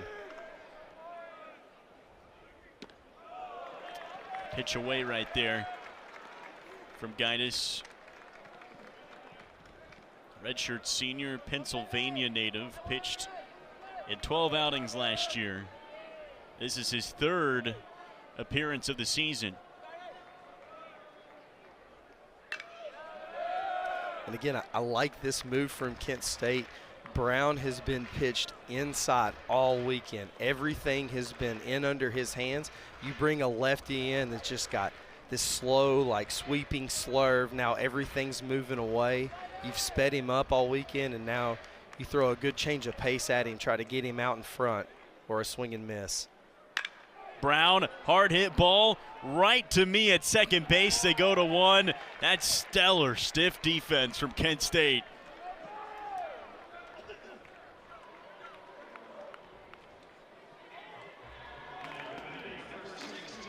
That's how you get your analytics guy raised right there.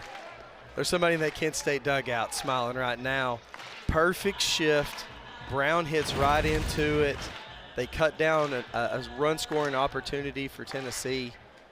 There's a lot of people happy in that Kent State dugout, especially if they get out of this one. Up to Levi Clark, 2 outs. The tying run's on 3rd. This just goes to show you the experience over there in that Kent State staff.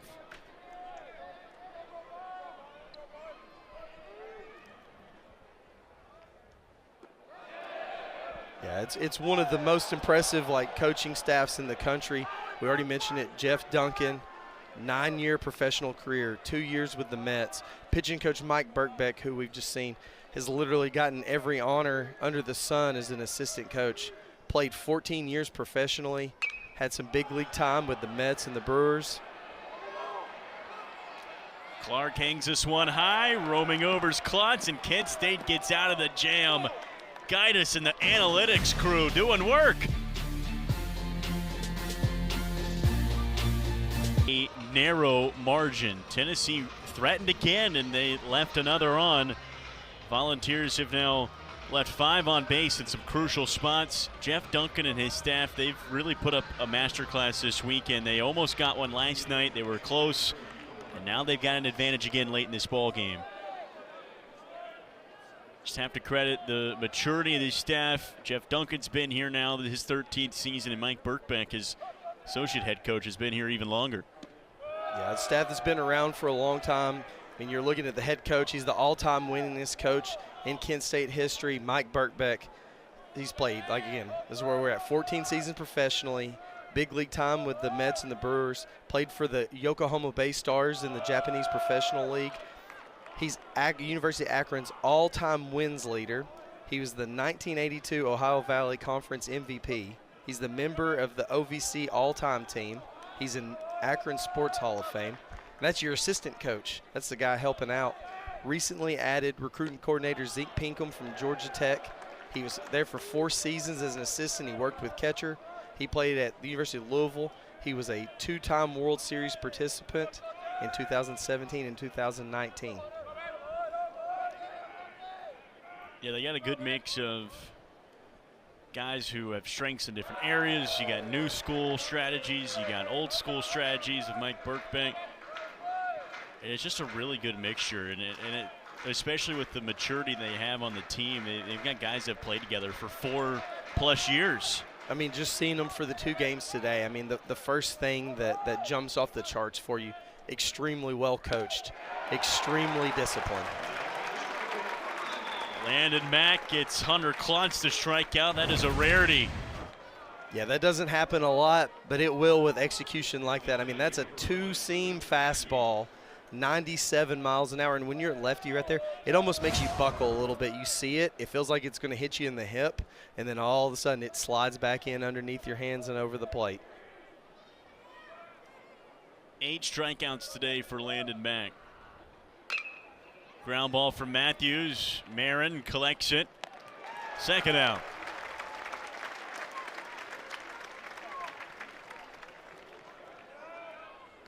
Landon Mack hasn't been an easy days at times, but he has felt very in command and smooth for I would say a majority of this game.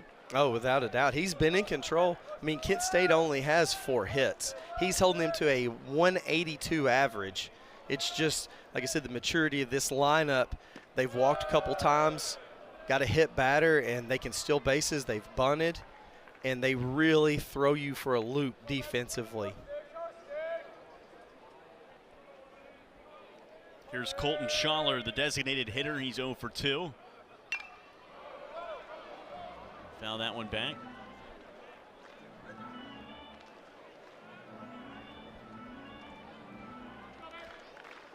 Yeah, you look at Mack's numbers on the season now. 11 2/3 innings pitched. He's only given up 8 hits. He has 17 strikeouts to 4 base on balls. Yeah, he's going to fit right in with this Tennessee crew. A lot of moxie, energy on the mound as well. Saw that a lot from Liam Doyle on Friday nights last year.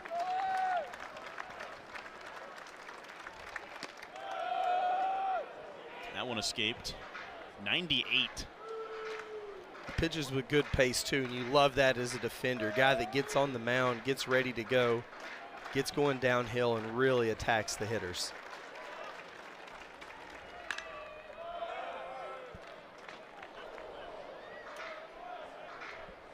Schaller stays alive. 81 pitches for Mack. Another 98 fastball that time.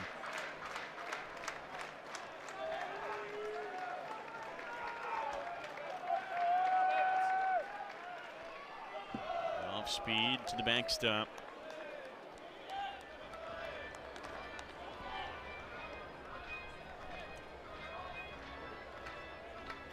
There is action out in the Tennessee bullpen.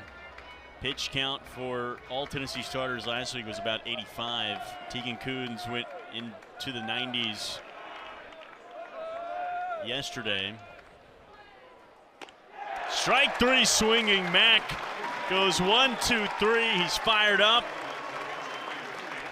His 9th strikeout of this game. Incredible performance by Landon Mack.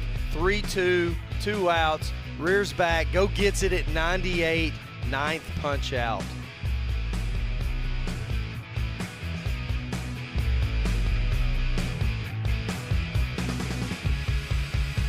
Day at Lindsey Nelson Stadium, back-to-back good ones in this series, and it has been a fun one on the diamond as well. A pair of close contests. It was down to the 9th inning yesterday, and it took a walk-off from this guy, Tyler Myatt.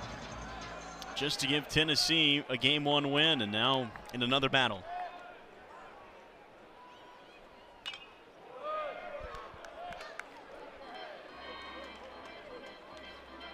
Myatt today is 0 for 1. You see the numbers so far early in the season: 9 at-bats, 6 RBIs.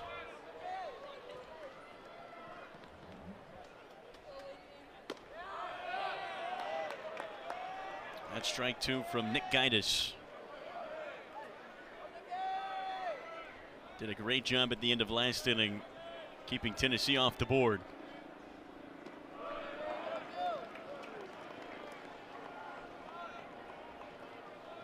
And you look at this Kent State staff coming into this weekend, they had a 5.14 ERA, which was 128th in the nation. Their whip was at 1.43, which is for 109th, and they have greatly improved those numbers through those 2 games. Another look at last night's home run, 111 off the bat, went 434 into the night. And he's got such easy pop. I mean, you could see why he produced so many home runs at the junior college level. Got great actions, got a little bit of a leg kick for timing, and he just puts barrel on baseball.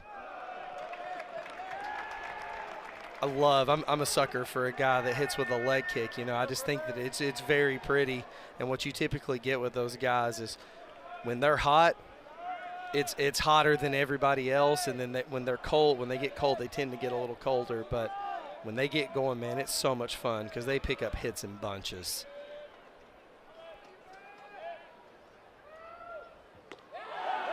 Well, Tennessee trying to ride the hot hand. Myatt had a home run swing that time and wrapped him up. Gaitis with the K.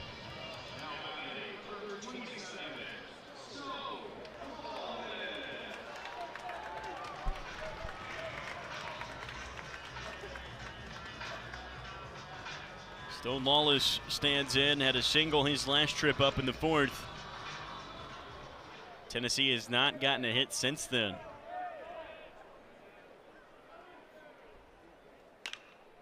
Lawless again poking one out towards center. That drops in for his second base hit.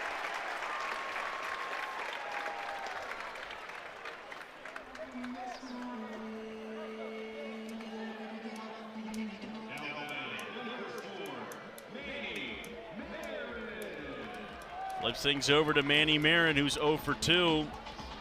Yeah, Lawless has 2 of the 5 hits. They haven't been the most squared up, but you got to like that. Like, it's really easy to get pitched inside and panic and almost try to jump and pull the ball. I've loved his approach. He stayed out over the plate. Yes, he's got jammed on some, but he's strong enough to kind of throw that ball out for a hit. That's signs of a mature hitter. Lawless is a third-year guy, but just didn't have a ton of games played entering the season, but is showing a great approach here in weekend 2.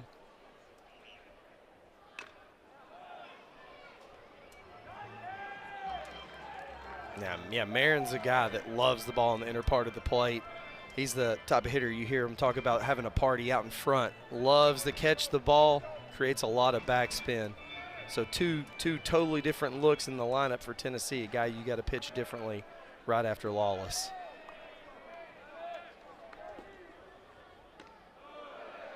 That one's inside a bit too inside from Gaitis.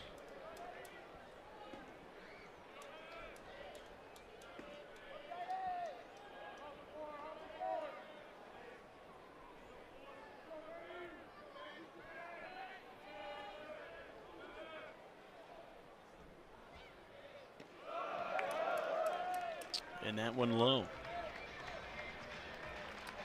Tennessee's left 5 on base in this game. These are 2 heavy offenses. The numbers were pretty big. Just haven't seen any high scoring action so far this weekend. And Marin went and chased that one. Gaitis has another K. Yeah, and I just love the structure of this Kent State roster. There's 14 freshmen here, but they have all the experience in the right places. Gaitis being one of them. Been here for a long time, has pitchability, can get himself out of jams, and you got all those young guys sitting over there just learning. watching how he's executing, how he's handling certain roles and situations. And it's like that in the staff and in the lineup for Kent State. Jay Abernathy, he doubled in the second inning and got cut down in between third and home plate. And a plus from Easton Toomis, Nick Gaitis. They have not walked a Tennessee batter today. 2 batters have been hit, but not a lot of Tennessee base runners today.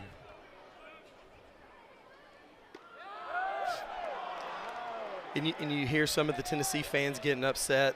This is something that is going to be highlighted throughout the year. The strike zone did expand a little bit from the past few years. The NCAA put in a buffer zone to where they are going to call a little bit more off the plate than what has happened in the last couple of seasons. The way these umpires got graded going into postseason was obviously strike ball rate. You got punished more for calling a pitch out of the zone of strike than you did by calling a pitch in the zone of ball. They flipped that a little bit more to where that's kind of balanced out. So you are going to see a little bit more expansion.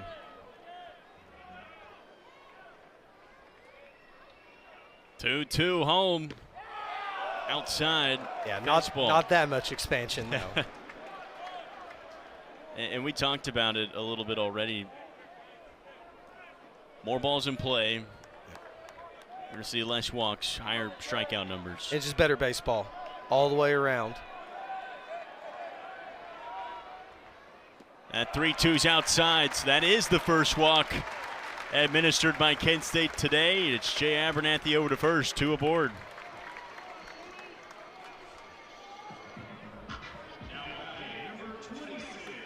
Abernathy as patient as it gets. Battled back in that count.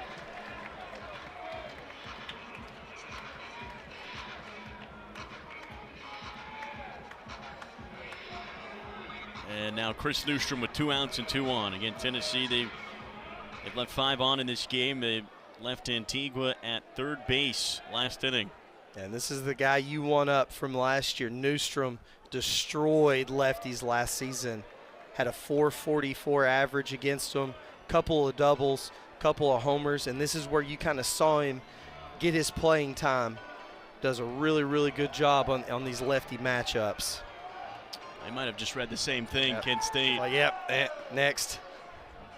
Kent State might have read the same scouting report. Mike Birkbeck is out there. There's been no change, no call out yet. Yeah. Touch more notes on this last year. Newstrom with 2 outs and runners in scoring position. He hit .556 last year. He was 5 for 9, 2 doubles, and a home run. So a guy that really came in clutch for Tennessee and a guy that really likes left-handed pitching. So no change to the bullpen. Chris Newstrom still waiting for that breakout moment this season. Has started slow. 3 hits and 15 at-bats, only 1 RBI. Could be a big pivotal moment for him here early in the season.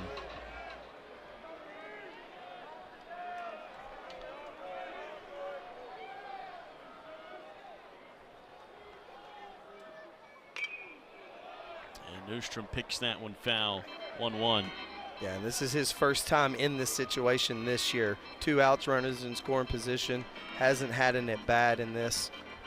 But you got to like it. You look at the numbers from last year. This is a great matchup. From a coaching perspective, you want to put your guys in winning positions, and you couldn't ask for a better spot and a better guy.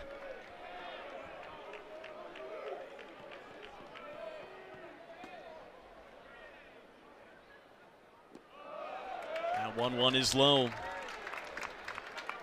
Newstrom waves it off.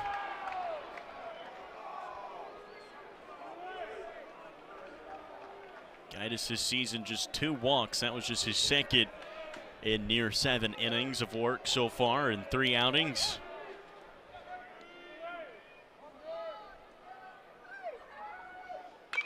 Newstrom got underneath it. Fly ball left field way. Humphrey ranging over. He's got it. So Gaitis gets Newstrom in the air. Tennessee held scoreless here in the 6th. It's in this ball game, a textbook 5th inning from Kent State. A pair of infield singles as Tennessee's defense on the other end, maybe not as textbook. An error from Henry Ford gives Kent State their first run. And then another ball hit into the infield. Tennessee can't get the double play. So Kent State, small ball, getting the trick.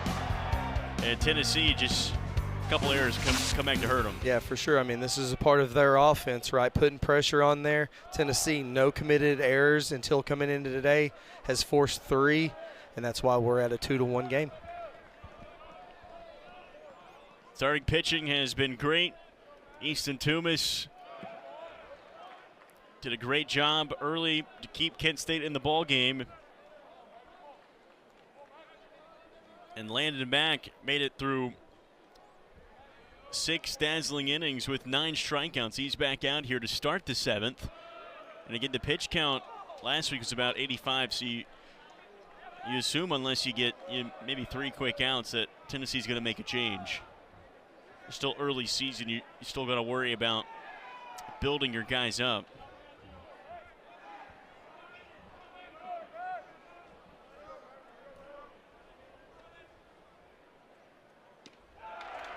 And Mack, another strikeout. He's up to 10 today, just in a groove. Yeah, I mean, you look at his numbers, it really hasn't dipped at all. The fastball is still playing up around 97 miles an hour. That's the cutter that's around 86, 87. So there hasn't been a change in velocity at all. I mean, a guy that looks really comfortable right now.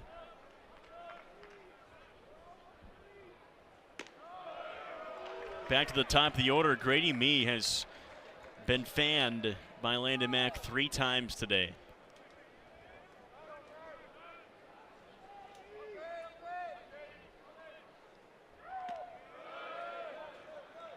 And Tegan Coons is another strikeout pitcher.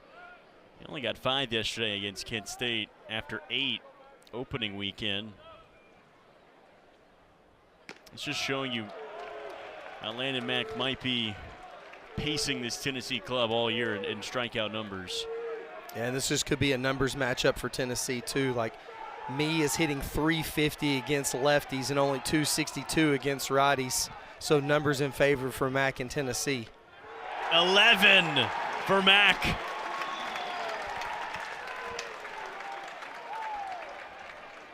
Fourth time he sent down Mee.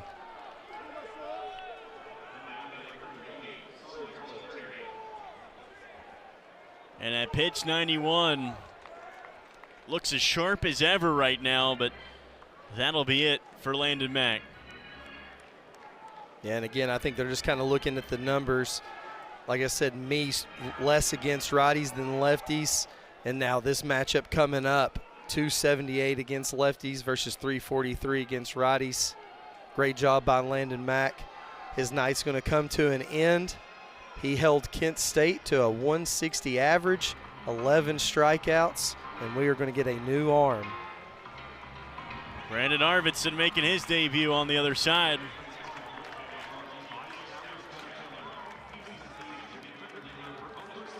The price of admission today, 6 2/3 innings and dazzled with 11 strikeouts. Yeah, you've seen him twice so far this season, and the draft stock just keeps moving up.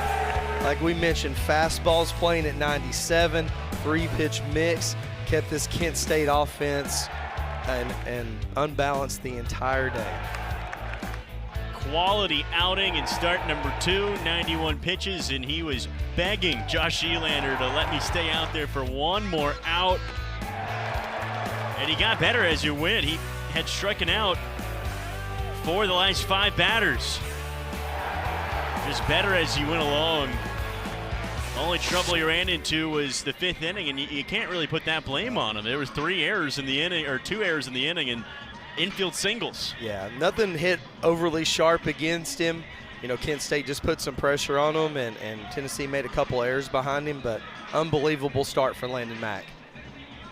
And now for Tennessee, they will turn it to the lefty, making his debut this season, Missed last weekend with some soreness. Brandon Arvidsson takes the mound. Yeah, what you're going to see from Arvidsson is going to be a fastball that plays around 92 to 93.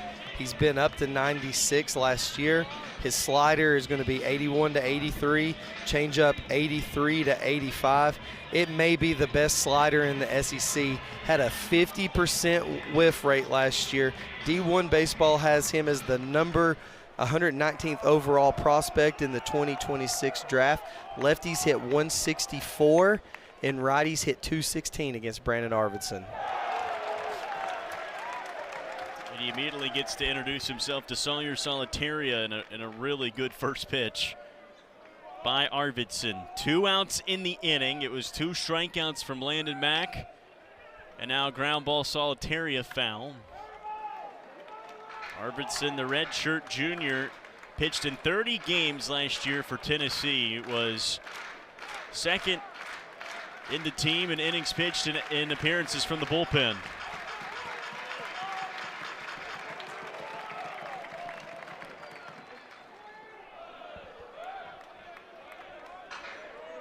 And he was so good at the end of last season. 5 scoreless in the SEC tournament against Texas, 12 strikeouts in the regional here in Knoxville. Puts that one into the turf dirt.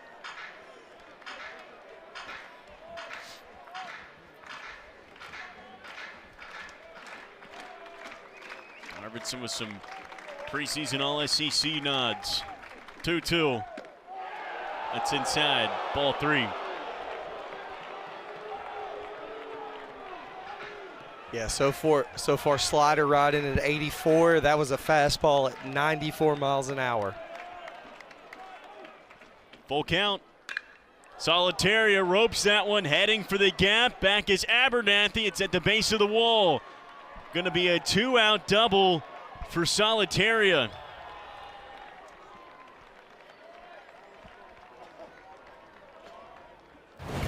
Yeah, he got to see this slider quite a few times, and then Arvidsson just missed out over the plate, and you can't let this guy get his arms extended.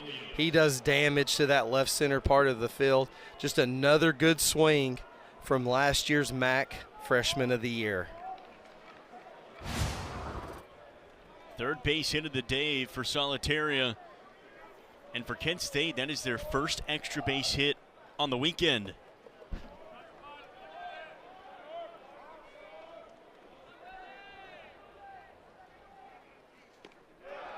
So an instant RBI opportunity for Brody Williams, who's put the bat on the ball, has reached on a pair of errors, but still no hits for him on the weekend.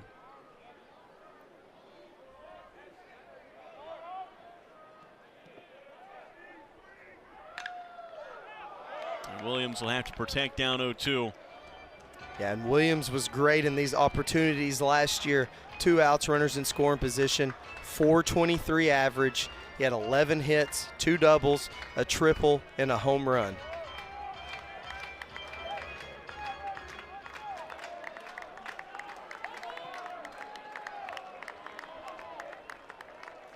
Arvidsson in command. Pitch home. Solitaria on the move. Look down to first. Did he check his swing? He did hold up. Solitaria moves up to third. That was a really good pitch by Arvidsson. Great take by Williams. I mean, that was really close to being the bottom of the zone right there.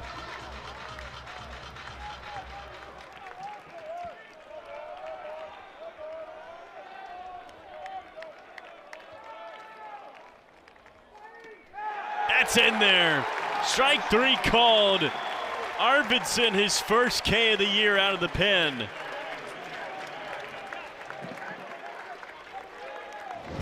Yeah, it's such a good mix with that slider and a fastball. Gets it right under his hands. Great execution. Tennessee looking to find a run or two.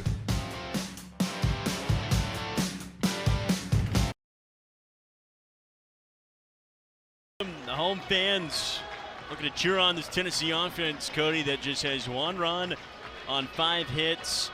But it was late production yesterday that got them over the edge. They're going to need that again today. Yeah, this is a lineup that same thing. They can kind of grind you out off to a slow start. They can do a lot of damage from different spots. Coming into this weekend, their 355 average is good for 18th overall in the country, second in the SEC. They're averaging 9.3 runs per game. I mean, it's kind of a testament to what Kent State's been able to do this weekend, really limited in damage and keeping themselves out of trouble. 9-1-2 due up. Antigua, first pitch down the third baseline and foul. You know, and my manager, when I played throughout, he always said that the first 6 innings was the offenses. When you get into the 7th, it became his game. I could kind of see the same film for Tennessee. They get Antigua somebody on here early. You may start seeing them trying to press the issue, hit and run maybe, bunt situation, something to get this game tied back up.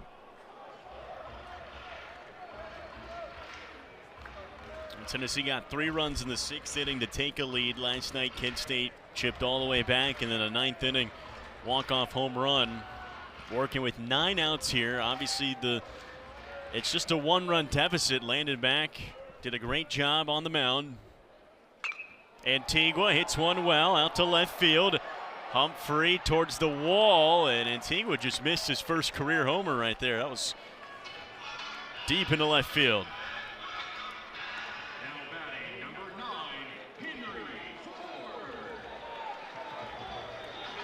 Loud out number 1. Nick Gaitis has been comfortable on the mound.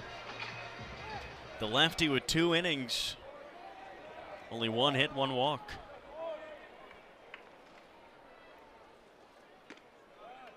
This has been Tennessee's only offense today. Henry Ford, a solo home run right off the top.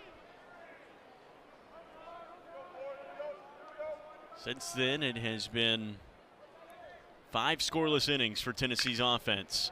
Hard hit ball. Ripken Reese gobbles it up. Second out. Yeah, and this is Gaitis' game right here, though. Just keep you unbalanced with a fastball changeup mix. That was a changeup that was 81, got Ford out in front, and lets his defense play behind him. You can see him right there, too. As a guy that's been around for a while, he's got a slow heartbeat.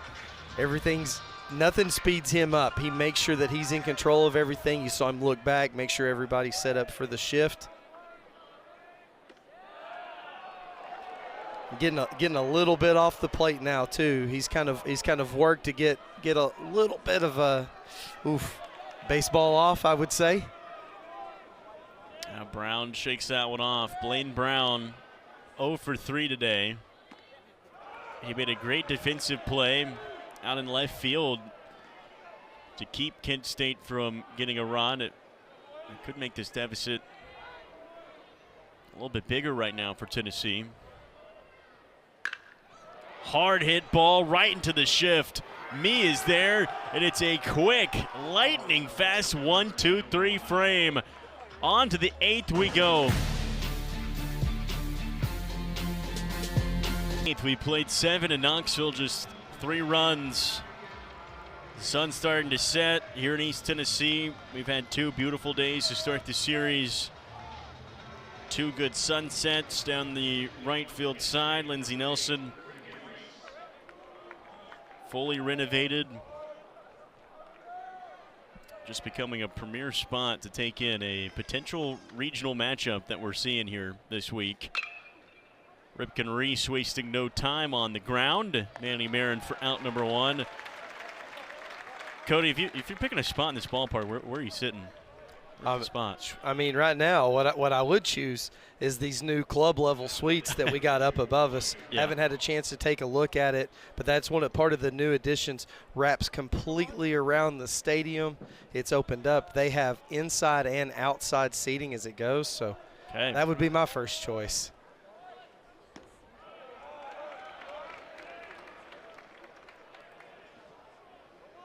Lindsey Nelson Stadium has just added a new feature just about every year over the last 4 seasons.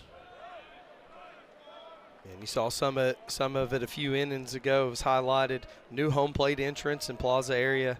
new left field entrance.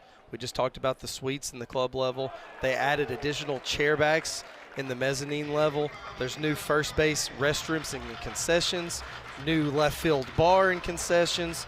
I mean, and it is just opening up each and every week right now. That 1-2, Kirikov, did he go around, held up. What about you, Andy? I kind of get porch vibes from you. I think you like being the grill man out there. The porch, catch a homer. The porch is awesome. It's hard to concentrate out there. You can't see the action as well. I think you go to the porch and you get a burger, you have a great time, catch up with friends.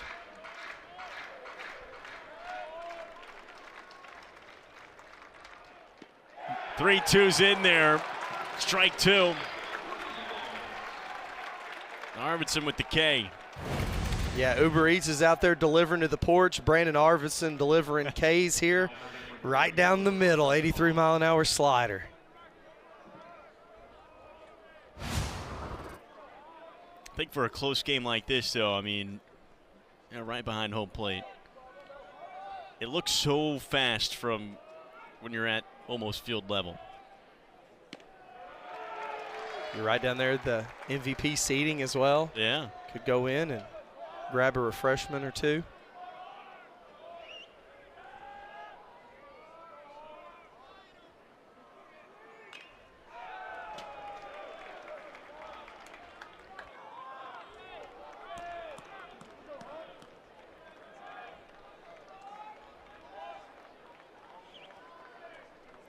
Oh, 2 coming up, Hunter Klotz. A pair of walks and a strikeout, a little bit of everything, but nothing in play from him. Got him, Arvidsson. 2 strikeouts in the inning, 3 out of the pen. He's looked sharp in his first outing.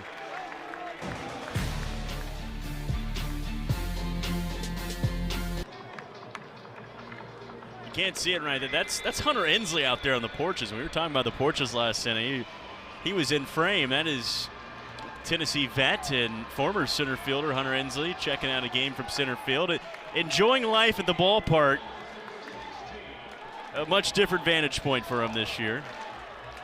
That's a guy that'll probably never have to buy another mill in Knoxville as well. I mean, just thinking about him, I mean, you think about what he did in that 2024 World Series, just all the highlight plays and the slide, and then you come back and you see that, and he basically did it with a torn hamstring. I mean, just a true warrior and a Tennessee legend.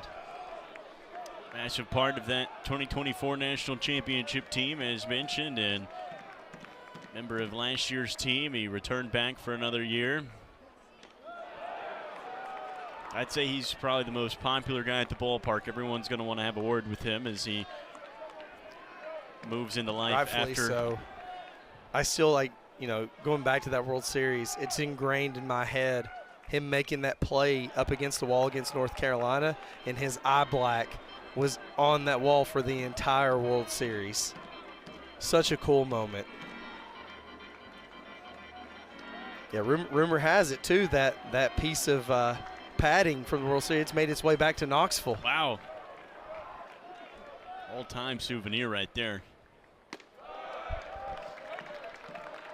He makes up a lot of Tennessee alumni. That another, big pro of Josh Elander succeeding Tony Vitello is you keep around this huge alumni base that have given so much to the program over the last few years. Yeah, and in the offseason, they've got so many returning players back here coming and doing their work, getting ready for spring training, and you couldn't ask for more. I mean, you got all of this experience working together, and then your guys seeing what they're doing, and it's a win-win situation for all. Levi Clark fan Nick Gaitis showing some emotion after the K. 1 down here in the 8th. Yeah, Gaitis being a ground ball pitcher, not getting a lot of Ks, he's really mixing up this scouting report. That's a fastball at 88. He's doing a really good job of elevating a fastball when he needs to, change up and curveball in the bottom part of the zone, and he's got it going on. 6th strikeout for Kent State pitching A third for Gaitis out of the bullpen. He's been really good out of the pen. 3 innings, he's only allowed 2 base runners. He's been a great pairing with Toomas.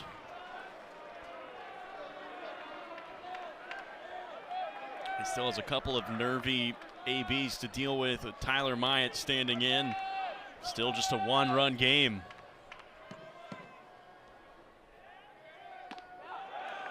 And a 3-0 start for the Tennessee DH today. Hitting that time of day again where fly balls are tough to manage.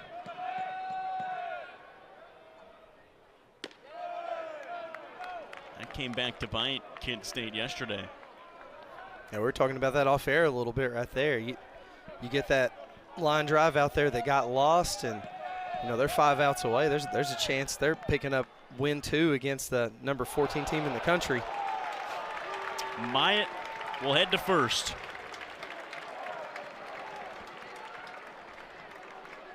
Tennessee has a base runner with 1 out here in the 8th. They've got 5 outs to try to at least get 1 run.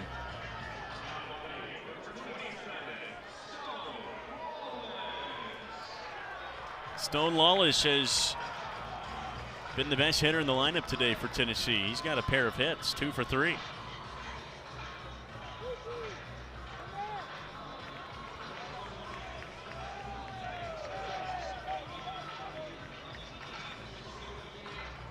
And that average up to 400 now. It's been a really good start for the Tennessee catcher.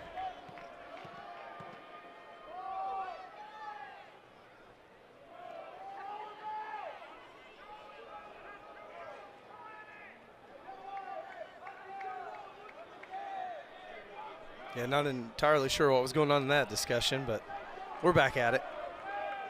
I think the ruling is going to be that Myatt was hit by the pitch. Maybe that's what they were looking at, and that's now back-to-back. Lawless hit, and now 2 on for Tennessee. Yeah, this is a curveball that got away from him, and clipped inside part of the front part of the foot, no doubt about it.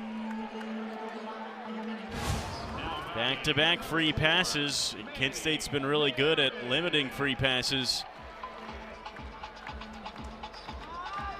Now Elander, the home plate, and they may send a pinch runner out there.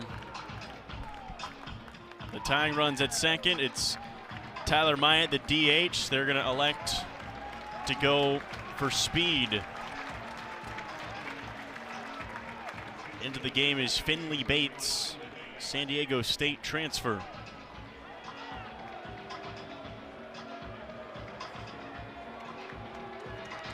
And now out comes Mike Birkbeck. They will make a change to the bullpen. Nick Gaitis, 3 innings, 3 strikeouts, was fantastic, but just now has run into some trouble with back-to-back hit batters. So Kent State tried to hold on to this lead late.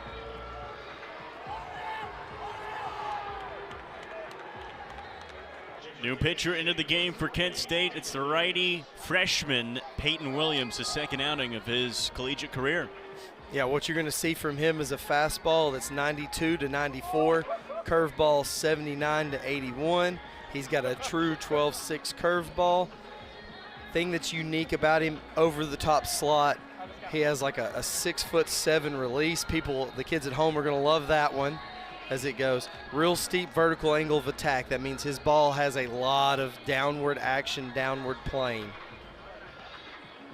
Williams from Eddyville, Kentucky. He's a top 5 right-handed arm in the state of Kentucky. And definitely a unique situation for a freshman here late in the ball game, trying to hold a 1-run lead. Nick Gaitis did his part out of the bullpen. How'd you like how he paired with Easton Toomas? Man, it's a great matchup between them. It's worked on back-to-back weekends now. Just a guy that pitches to contact, knows what he needs to do out there. Like I said, low heartbeat guy, really controlled everything up to those 2 last hit batters, but excellent performance by him. He's still responsible for the 2 on. but otherwise was fantastic and kept the lead where it is. Did not allow a run while he was out there. Turns things over to the freshman, who will have to deal with 2 runners on. And the home crowd, who's trying to pick up some energy here late in the game. Last night it was a walk-off winner. Looking for some late game magic on back-to-back nights.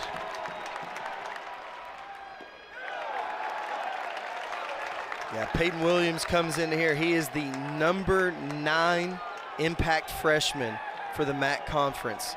So young guy, inexperience-wise, but really, really good stuff that Kent State's expecting a lot of here in the future. 2-0 start. Manny Marin is 0 for 3, no hits today.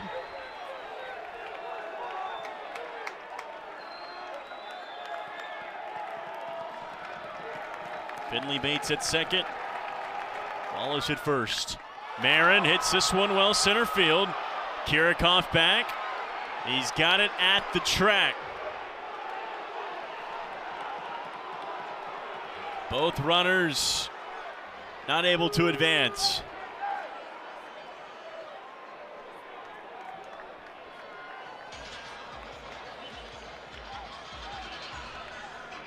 Yeah, and Bates has good speed out there. He was 8 for 11 in the stolen base department, and some of the people are wondering why he didn't tag up. I think it goes back to what happened the other night. That ball's hit high out to center. Kirikoff lost it. With 1 out, you're already in scoring position at second. You kind of teach your runner to hang out there until a guy gets a bead on it, and it took him a long time to get there. So was willing to take the run, a chance if that ball did fall in scoring versus advancing up on the tag. It was a hard hit ball from Manny Marin, but it's out number 2. Tennessee have left 7 on base in this ball game. Jay Abernathy now. The Tennessee sophomore with 2 on and 2 outs. The tying run is a base hit away. Abernathy already a clutch home run last night and a double earlier today.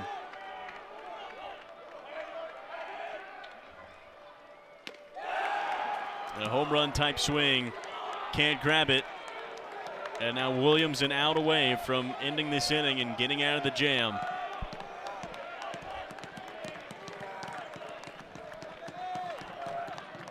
A unique, difficult spot for a freshman.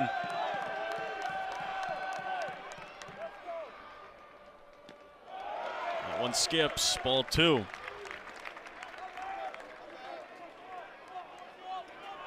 Yeah, and he's a tough look for a hitter. He pitches extremely north and south in the zone. So I think more up and down, big 12-6 curveball. He's got that ball. His fastball's got a lot of steepness to it as it goes. Abernathy over to me at second. 3rd out. Kent State gets out of the jam again. They've been so clutch all day long. Tennessee still looking for that first timely hit. They're 0 for 11 with runners in scoring position. They've left 9 on base. And right now, Landon Mack is sitting in a spot where he's going to get handed a loss. Kent State leading by 1, and it's all because of one inning in which a couple of infield singles, they're able to get guys around on errors as well. Yeah, I mean, you look at the overall comparison, it's so similar. Like 167 average for Kent State, 172 for Tennessee. Kent State has left 7 guys on base. Tennessee has left 9. And this is what we're talking about. This game has a professional feel to it, kind of the same way tonight. It's been that one inning, Tennessee with a couple of miscues. Those errors could come back to haunt them and be the deciding factor of what happens today. Yeah, Tennessee was clean defensively up until today. 3 errors. And it really hurt them in that 5th inning in which Kent State plated 2 runs and took a lead. Tennessee has offensively now gone through 7 scoreless frames. Henry Ford can't handle that line drive from Luke Matthews, so leadoff base runner for Kent State as they look for insurance.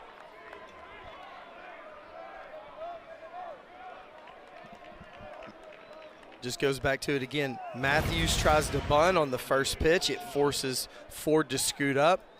Ball that's absolutely smashed right at him, and that's going to be a very difficult play.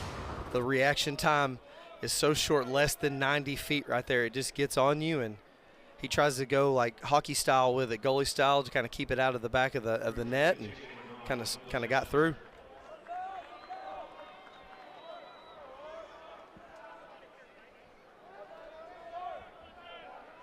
Pinch hitter for Kent State is Nolan Belcher, redshirt freshman.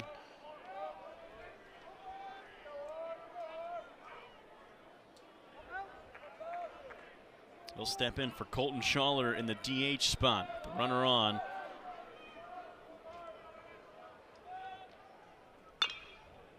That's fouled away. Runner is Luke Matthews, who had 18 stolen bases last year. We'll see if they try to do anything here with Arvidsson still on the mound.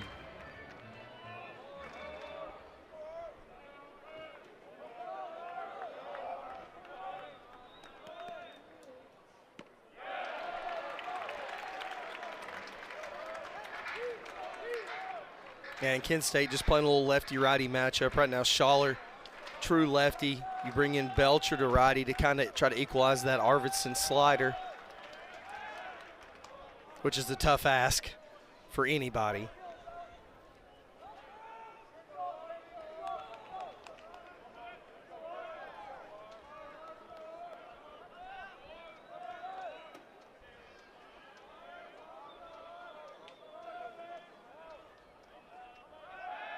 Arvidsson back over to first. And Tennessee does have some action out in their bullpen. This is Arvidsson's first outing of the year. 25 pitches for an inning and a third of work. Frederick, who pitched last night, is out there. Runner on the move, Matthews, Lawless, bit high on that delivery. Stolen base for Luke Matthews. He's in scoring position.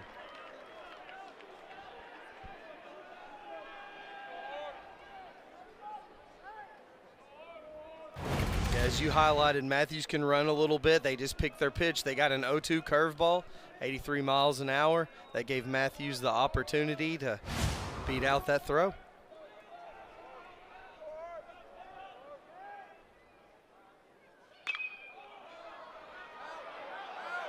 I'll get out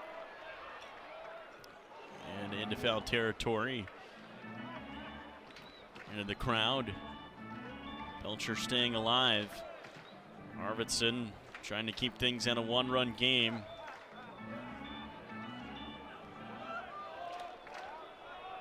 Tennessee had to win it in the bottom of the ninth yesterday. That's strike three swinging. Arvidsson has his fourth. Yeah, and I mean, same thing. This slider's just unhittable. So hard to lay off of, well executed. I mean, if you're a hitter, you got to tip your cap because that's a pitch that feels close enough you got to battle with. And there's just nothing you can do with it at all. Arvidsson and Mack have combined for 15 strikeouts now. And that is no easy task with how good this Kent State team is. They don't strike out a ton. They've got high walk numbers as a team.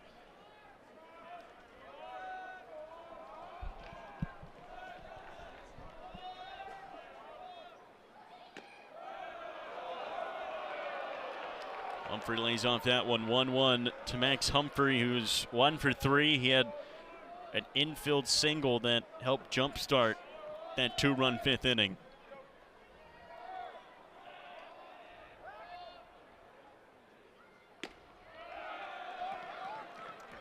Arvidsson could be a guy that you see start on the weekends at some point. It's almost like a fourth starter. He became a starter just about in postseason play last year for Tennessee. Matthews on the move. Arvidsson has him. Throw to third. Picked him off. Huge get for Arvidsson in Tennessee.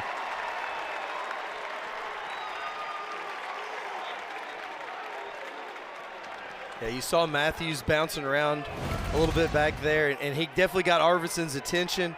Good little inside move right here to catch him running.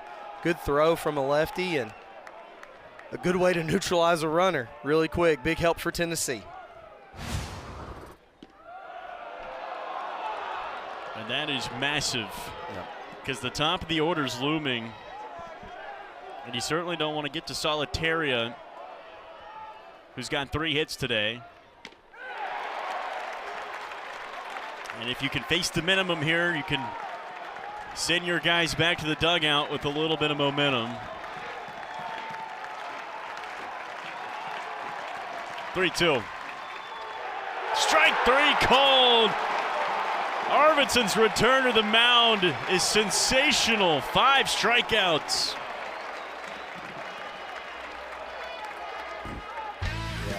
Arvidsson looking sharp right here. Slider's been good. Fastball at 93, touching all the corners.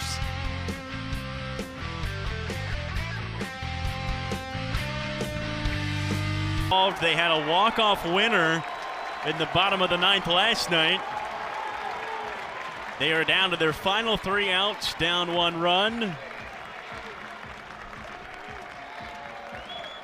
And they need to generate some offense here. They have been shut out their last 7 trips up to the plate. It was 1 run on their first batter of the game. Henry Ford hit a home run. He is due up this inning. It's 8-9-1. Chris Newstrom is 0 for 3, will lead things off.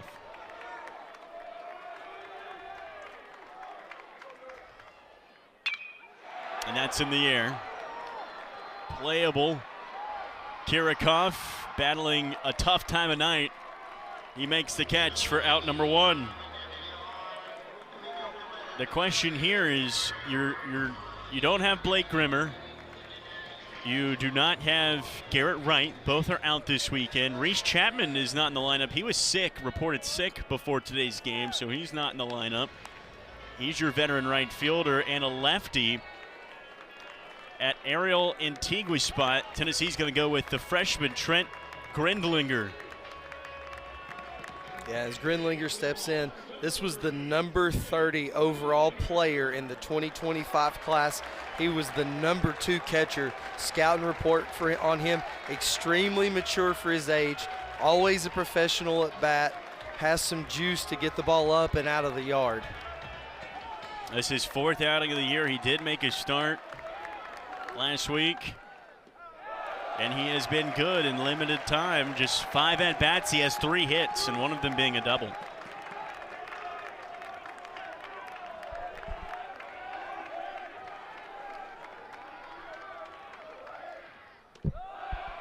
Peyton Williams still on the mound for Kent State. Freshman v. freshman in crunch time right here. What more could you ask for? Game's on the line. Kent State trying to even the series this weekend.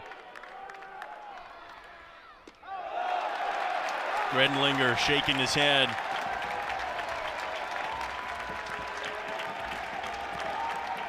Number 2 catcher in this entire freshman class, trying to get on for the top of the lineup.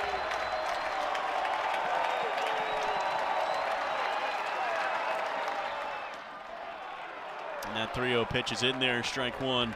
Peyton Williams can take a deep breath now.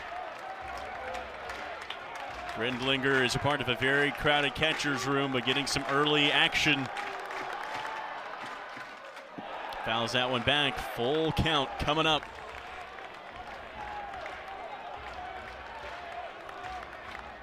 Henry Ford is a home run. He is on deck and could be the winning run if Grindlinger gets on.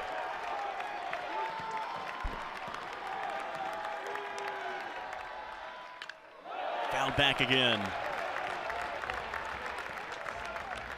And you are asking a freshman here with not a lot of collegiate experience. You were putting him in the moment to see how he reacts. Yeah, a couple good swings from Grindlinger right there, though. He's on those 2 fastballs. See if Williams has the ability to throw that big 12-6 curveball. Hard hit ground ball. Luke Matthews has been excellent at shortstop. He gets the 2nd out.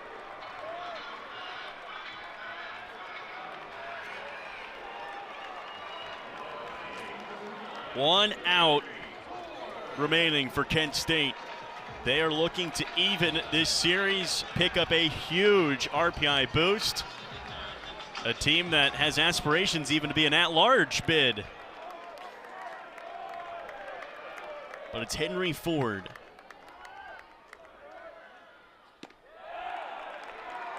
Ford is Tennessee's lone offensive production today. His solo home run, his third of the year, out to right field in inning number 1. Ford in the air. It will stay in the ballpark. Kirikoff running forward. Kent State has evened up this weekend series. Huge win over 13th ranked Tennessee. Yeah, the Golden Flashes are for real. There's a reason why they were picked to win the MAC. Ton of veteran experience. Andy, this game was so well coached. I felt like Coach Duncan and his staff pushed all the right buttons when it came to shifts, putting pressure on Tennessee. Series is tied up to 1-1, and we are in for a thriller on Sunday. Low scoring affair sets up a beautiful rubber match tomorrow. Kent State, big time win as we sign off from Knoxville.